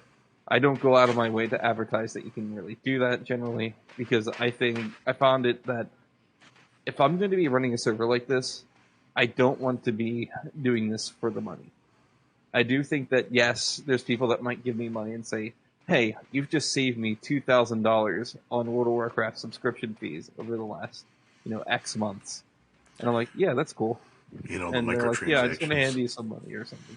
I don't like microtransactions in games. Hate them. Hell, I don't even like subscription costs when they have stuff added on to them. I don't like single-player games with microtransactions. I didn't even like Oblivion Horse Armor. I come from that era. So please expect that you will get nothing in return. And also, legally, I can't charge for this game. I can't charge for access to it. I can't put a subscription on it. There's none of things like that I can do. The server costs $189 a month to run. There's been an anonymous benefactor who has been paying since October and will continue to pay indefinitely because I know who they are and they would not stop. Big shout out to Anonymous Benefactor. Yeah, anonymous benefactor is pretty awesome. Any hopes that it could be a one-day being mod, just how it is on Quarm? It's just how it is with that specific system. I might be able to force the client to go into a zoning state, which would fix that. You'd basically have to evac into a state where you're no longer crashing. Hell, the Zeal people might be able to fix that crash too. It's a client crash, not a server one. So, yeah. Some of the best content in the world have come from add-ons, just so you know. So just keep that in mind. I've got a quick question that I think I know the answer to, but I just wanted to float it your way because obviously you're a better authority on the question. So the whole you're probably going to catch what I'm throwing out immediately, but so the whole you're low health, you've got a shitload of buffs, maybe you're a shaman and it costs you a lot of mana to toss that on, and then you zone and you lose all your buffs. Is there anything we can do? Right. Okay. It's actually classic. Yeah, I remember it. I'm just wondering. I'm just wondering if there's any reconciliation. I think it's something. I don't know. I would have to see what the downsides of doing that would be in terms of client replication. No, I get it. But yeah, I do actually want to minimize the crashing on raid instances. It's mostly when you're zoning to the same raid instance or being punted out without warning, which means evac would probably have the same problem. I have no clue why that happens. There's probably something, but yeah. I remember that from Classic 2, where it's I was fully buffed, I had low HP, I zoned out, and then it's oh no, I have no buffs, but I have it was a weird trade-off, because it's I have no buffs, but I have a shitload of health back, so should I be happy or sad about this? The weirdest thing was happened to me like that, where I was running from Crushbone, someone trained, and I got knocked unconscious, but I was still moving because I was strafing and I had negative HP. I zone into Greater Fate Arc. I'm full health. That was cool. Yeah, sometimes you can actually die while zoning, and it's kind of like a syncing bug where you actually have no health when you're zoning. So the client it'll save beyond max HP. Because I think it saves as an unsigned integer or something like that. It'll just overflow back to max health. But you were technically dead. So. That actually happened the first time I took my cleric to unrest. And I came back. I zoned and I fucking died, and I was like, no, this is fake news. I zoned, and then I had to run my stubby little legs all the way back. It was brutal. That was sad. But I was very sad. Yeah. Let me tell you all, I'll answer this last question. What are the chances of getting loot added to Siren? Probably no. Green Estate thing coming out tomorrow. I think you just got pranked. What is coming out tomorrow is the thing I'm wearing, and I will link it. Lustrous. Brilliant russet greaves. Ooh, we're Yeah. gonna get some teal. Ooh, look at that. That's looking nice. Makes me Dude, look like I was a warrior. I'm sorry. A dwarf would look beautiful in a full set of that. So Did you know that the two colors I picked, Pinkesite and the Brilliant Russet Greaves, are technically two of the trans pride colors? I did. I did know that. Yeah. So you know why? Teal. Yeah. You know what? It's teal and pink for the two major. I didn't know that. Why is that? I'm adding a white set too, so we can have the whole rainbow. Oh hell yeah! So technically, if you the server is very queer coded, as it is coded by me, a queer. So boom. So technically, you could categorize your armor to like accurately represent the trans flag. Yes. Yeah.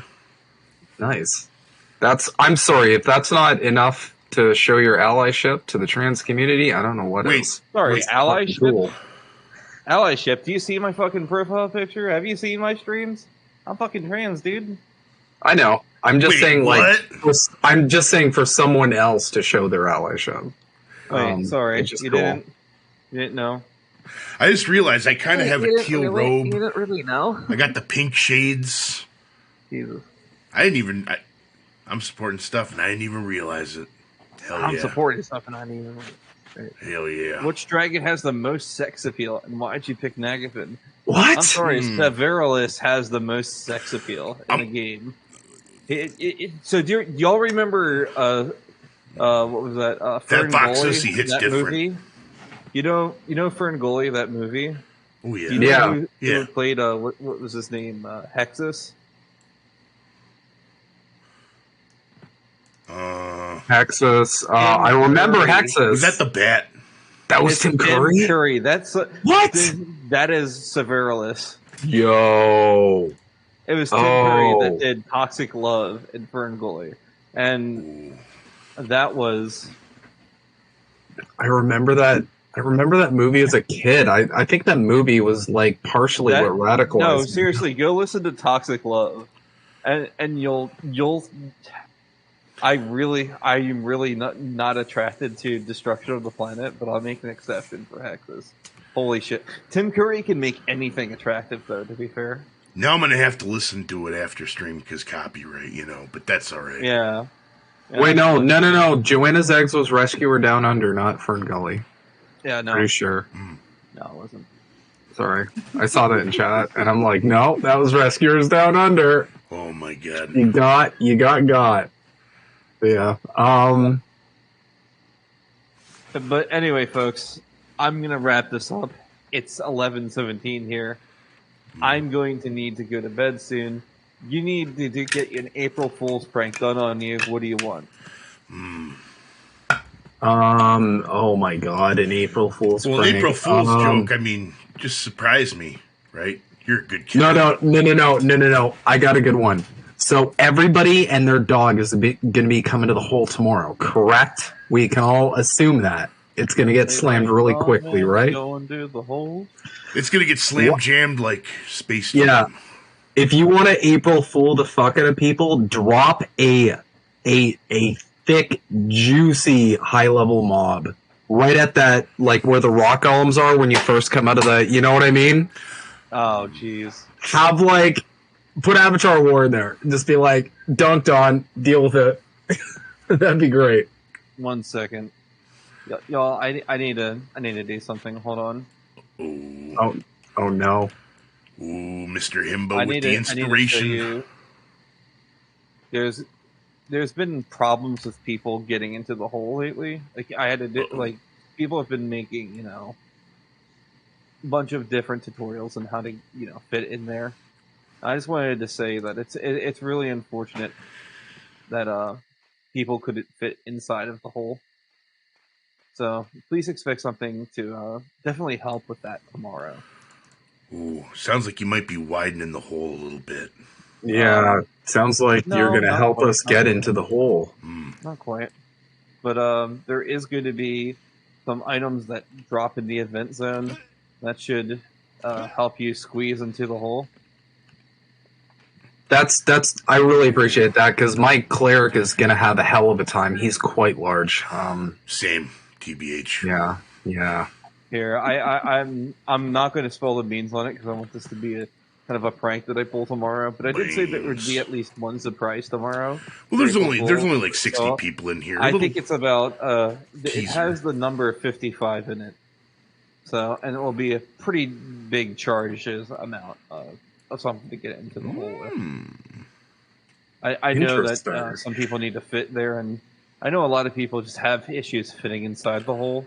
So I be on the lookout for something to help you fit inside the hole. Sometimes it's really hard to get inside the hole. Like you just don't fit.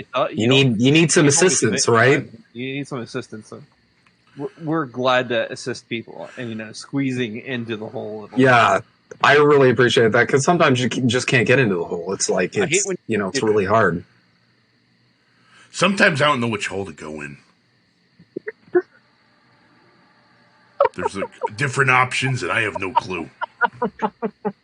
You go into the hole that goes into the Warrens. You got the hole that goes into the hole. It's confusing. I mean, I hate when I get confused in the hole, personally. So. Same. It's just like, what am I doing?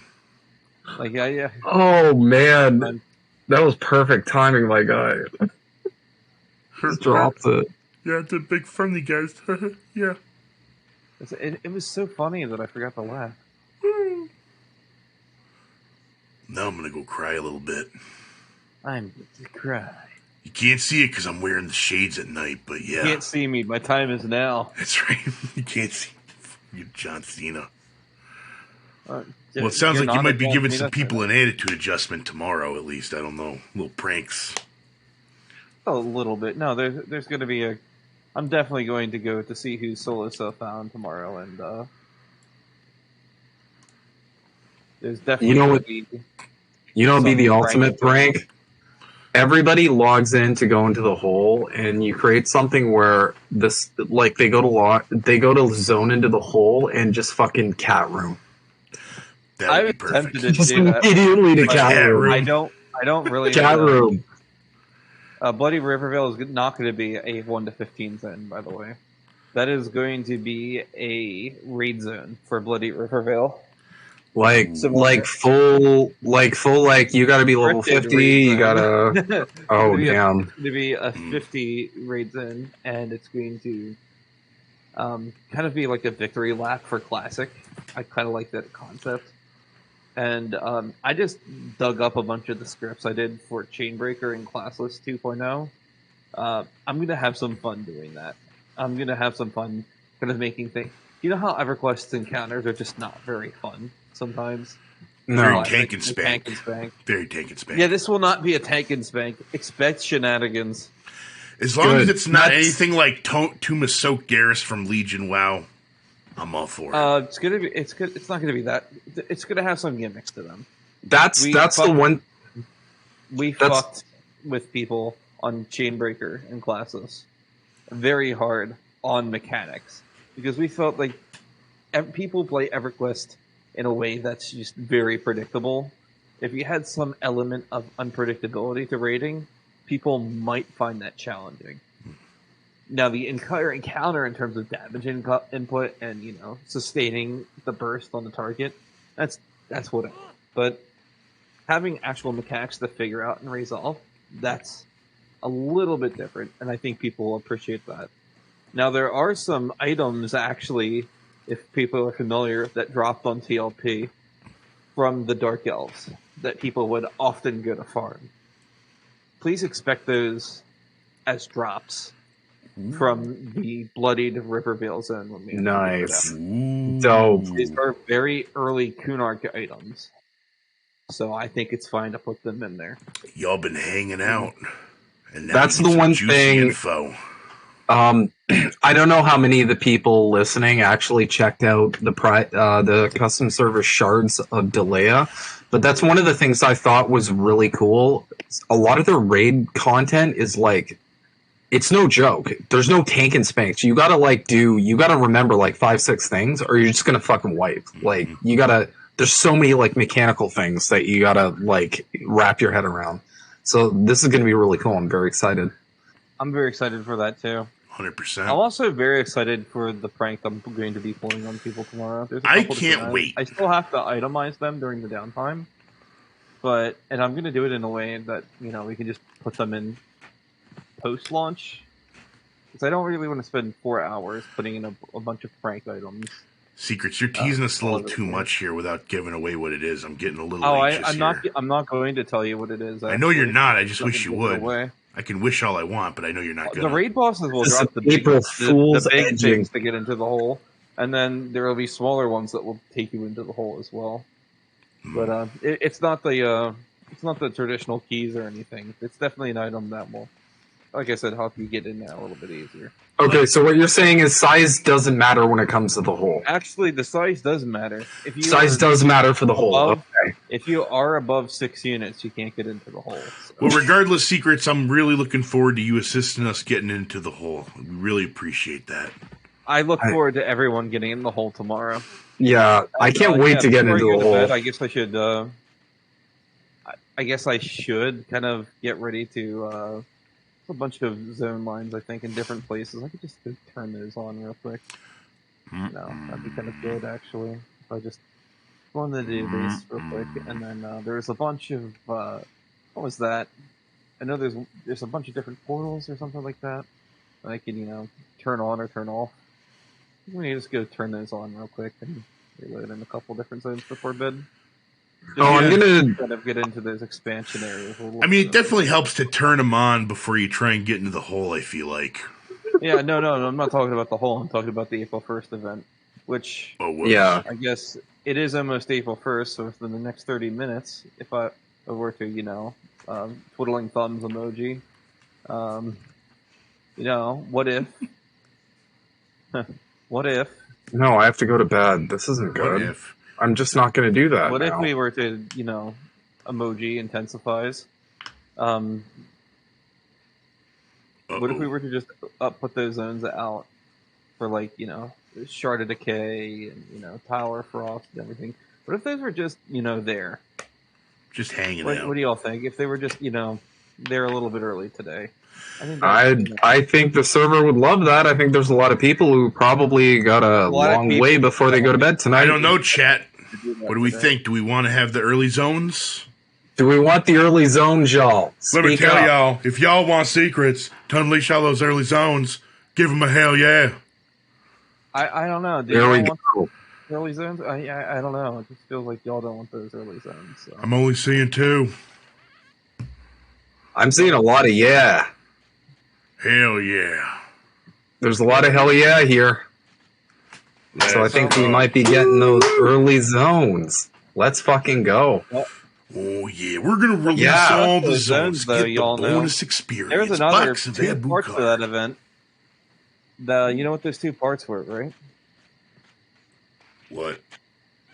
There is a surname portion to where we're enabling the Roll C Day event. Again. Ooh. The flying race bonus is going up to 0.69, I think, right? Yeah. 0.69. Nice. Okay. 0.069. I wasn't going to do the full bonus, but it's still 6% XP bonus for flying creatures. Nice. Thanksgiving outdoor bonus is still going to be 4.20. 0.0420. Blaze so you're still getting about 10% bonus from flying and Thanksgiving bonus. You're getting the 20% bonus from a Roll C Day, and then you're getting, let me find it. You're getting the 5% bonus from the event zones as well. And I think I can just cap that off with a. I think that should be. If I do anything more, y'all are going to zoom through levels, and I don't want that. Y'all need to make your last name for the Airless event, Macho Mage. Just saying. You're going to get 10% more experience. That's how it works. No, you don't. No, it works even when you actually tie the knot with someone else. Well, we're all gonna But tie the early knot. zones? No, I mean there's event zones. Reload static. Let me get those in. I'm just going through real quick. I just need to just kind of. Wow, I was really just teasing y'all, but no, I'm actually doing it. Nice. Oh, and I'm glad Tactical Donut's happy about it too, because I'm gonna need a port to WC. Thank you. Oh yeah. Oh yeah, and I get to play my rogue tomorrow then. After this is all done. You know what? I'm gonna Actually, go. that's a lie. I have a lot of shit to do tomorrow. I got some mod I do Slim actually Jims have to some hand out. other things, obligations I have to do. I have to probably also do that technical test for that one job, and yeah, being in between zones sucks. Or being in between jobs, not zones. Wow, my brain. The DK, Tower Frost, Maria, and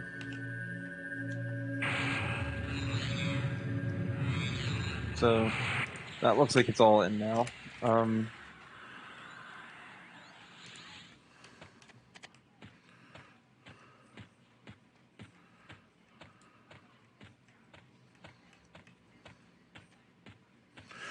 Oh, what do we have here? We got a book. Yeah, We the got a books little should book. be back in their normal spots now. Oh, they're right there. We got one. And I just got to go make sure there's the portal network up for the Shrouded Decay again. Or actually, do I really want to do... I might do something terrible. Ooh. No, it's April 1st. We can allow all of it. We got to be a little There silly on are April XP 1st secrets. You know in that. place. Yeah, I got to be a little bit silly. Why not? We got to be silly billies all day today. Yeah, that's the one day of the year I choose to be an absolute fucking goofball. That's Just it. kidding, that's every day. I'm just Same. I'm gonna absolutely shit on people. But also, no, you know what the I'm gonna list some of the ideas I didn't have time for this year. Was gonna make it so that when you casted a spell during the event, you would cast any player spell possible in the game for the duration of the event. Ooh. There was also like a couple different ideas that just never came to fruition. Another one I was going to have is when you log in to a random player's character. That could be dangerous. Nice. Yeah, I was going to do that, but it was going to be funny, and I would just revert everything the next day. Oh, I'd be People would giggling have to the panic. bank. You better believe it. I mean, yeah, you better believe I'd be fucking laughing up a goddamn storm, but no, we're not doing that. That would have been mean. So what zone would you recommend for my level 13 shaman to go to of all Go to the Tower event of zones? Bone, and then if you don't like Tower of Bone, go to the Shrouded Decay. Both are basically that level range. You just gotta pick one of the two and stick with it. Now, I haven't put in the temporary one-off raid instance yet, which is Sunset Home, but there will be a one-off raid encounter similar to the Double Dragon event that will be scripted this time instead of how the Double Dragon event was. I can't wait. I think y'all will actually enjoy that. If you ever did the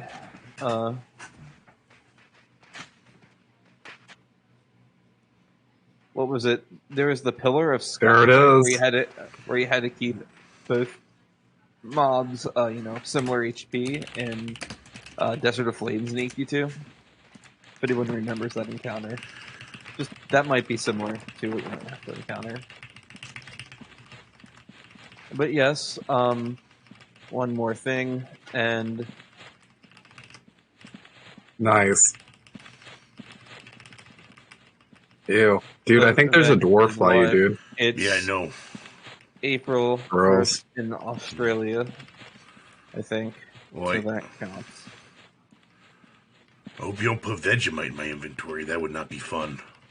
I don't like eating that. Oh, I gotta get the Commons Marriage NPC back up and running.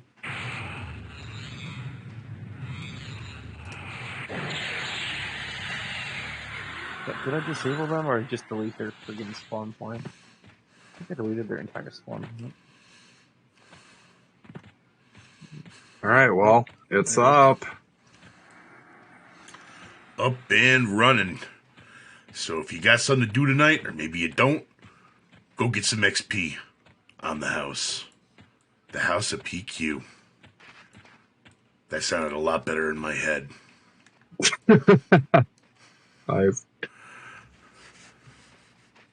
All right. Well, I just like to take the time to thank you, Secrets, for taking the time to answer everybody's questions. I feel like a lot of people maybe had some ones for the upcoming stuff, all the upcoming fun. I'd like to thank my homie Sanorn for setting this all up, because he was the one who took the helm here. I just sat here and said words, and some of them were good. And yeah, is there anything else you wanted to say before we kind of wrap it up? I don't think I can say anything that you haven't already said yourself. Yeah, I guess I'll probably get out of character a little bit here. You know, my throat's gonna be killing me in the next few days. Wait, yeah, hold up, come back. You had a character you were playing? What was your character? I was playing the Macho Mage. That's what I'm doing. Yeah, Macho Madness, running wild. All right. I'm Macho Mage. But no, seriously, I mean, like, we still have, like, a bunch of people. I mean, shoot, I've been streaming for, like, almost 9 years on and off. I've never had more than, like, maybe, like, 7 people on. So, I like, you know, you have to give back to the community sometime. Yeah, no, and, you know, honestly, the thing is, anytime I've ever really streamed at all, like, the one community that's always done right and, like, you know, been engaging and everything has always been, like, EverQuest in general. But, no, Project Quarm's awesome. Thank you guys for coming in. Secrets, bottom of my heart. Thank you for taking the time to chill with some random fucking wrestling cosplaying magician on your server, I guess. I don't know. I'll be streaming tomorrow during the downtime, folks. If you wanted to come say hi to me during the downtime and watch me work on it, I don't think there's going to be... honestly, I'm not sure we're going to get the full 4 hours downtime, because admittedly, most of that downtime was going to include the event zone, which I just did in 30 minutes just now. So I don't think there's much more to do except open the hole up to everyone. So yeah, you got to make sure the hole is open so everybody can enter the hole. I mean, you need to make sure people can enter it. I got to do the pranks, obviously. So I want people to be able to find those. I don't know. It's definitely going to be like maybe at least an hour downtime. Yeah. When you see the message go out, just know it'll be down till 3, just to keep the schedule of the server launch. I'll be at work anyway, so 3 p.m. I'll be at work too. Sadly, yeah. I have to sell more of my labor for. You're right. But yeah, 3:00 p.m. Eastern time, you'll see the whole launch. So. Whether the server's online for it or not, you know, it'll be up then. I might just take it down at 2 and we'll do it by 3. Yeah. I'm not actually sure. I might just keep the server down just to troll people at that point. Hell yeah. Know. It's April 1st. You know what? See y'all later. Have a great night. Have a great night. See ya. Bye. See ya. Have a great night, Secrets. Thanks so much. Wow. Well, guys, tonight was a trip for both us and all participants of the race. I have to say. That's pretty good. But either way, guys, I think we're going to wrap the stream up. We've been going now for, I've been going for 3.5 hours. My God. But, no, hey, if you guys have liked what I've done, you know, definitely Snow, you know, be sure to follow us on YouTube for Snow, Twitch for here. If you haven't dropped your link already, like, totally do that. Again, guys, appreciate all the support. You guys have been great, and definitely hope to be streaming some more later this week. So, yeah. Thank you guys again. Have a good night.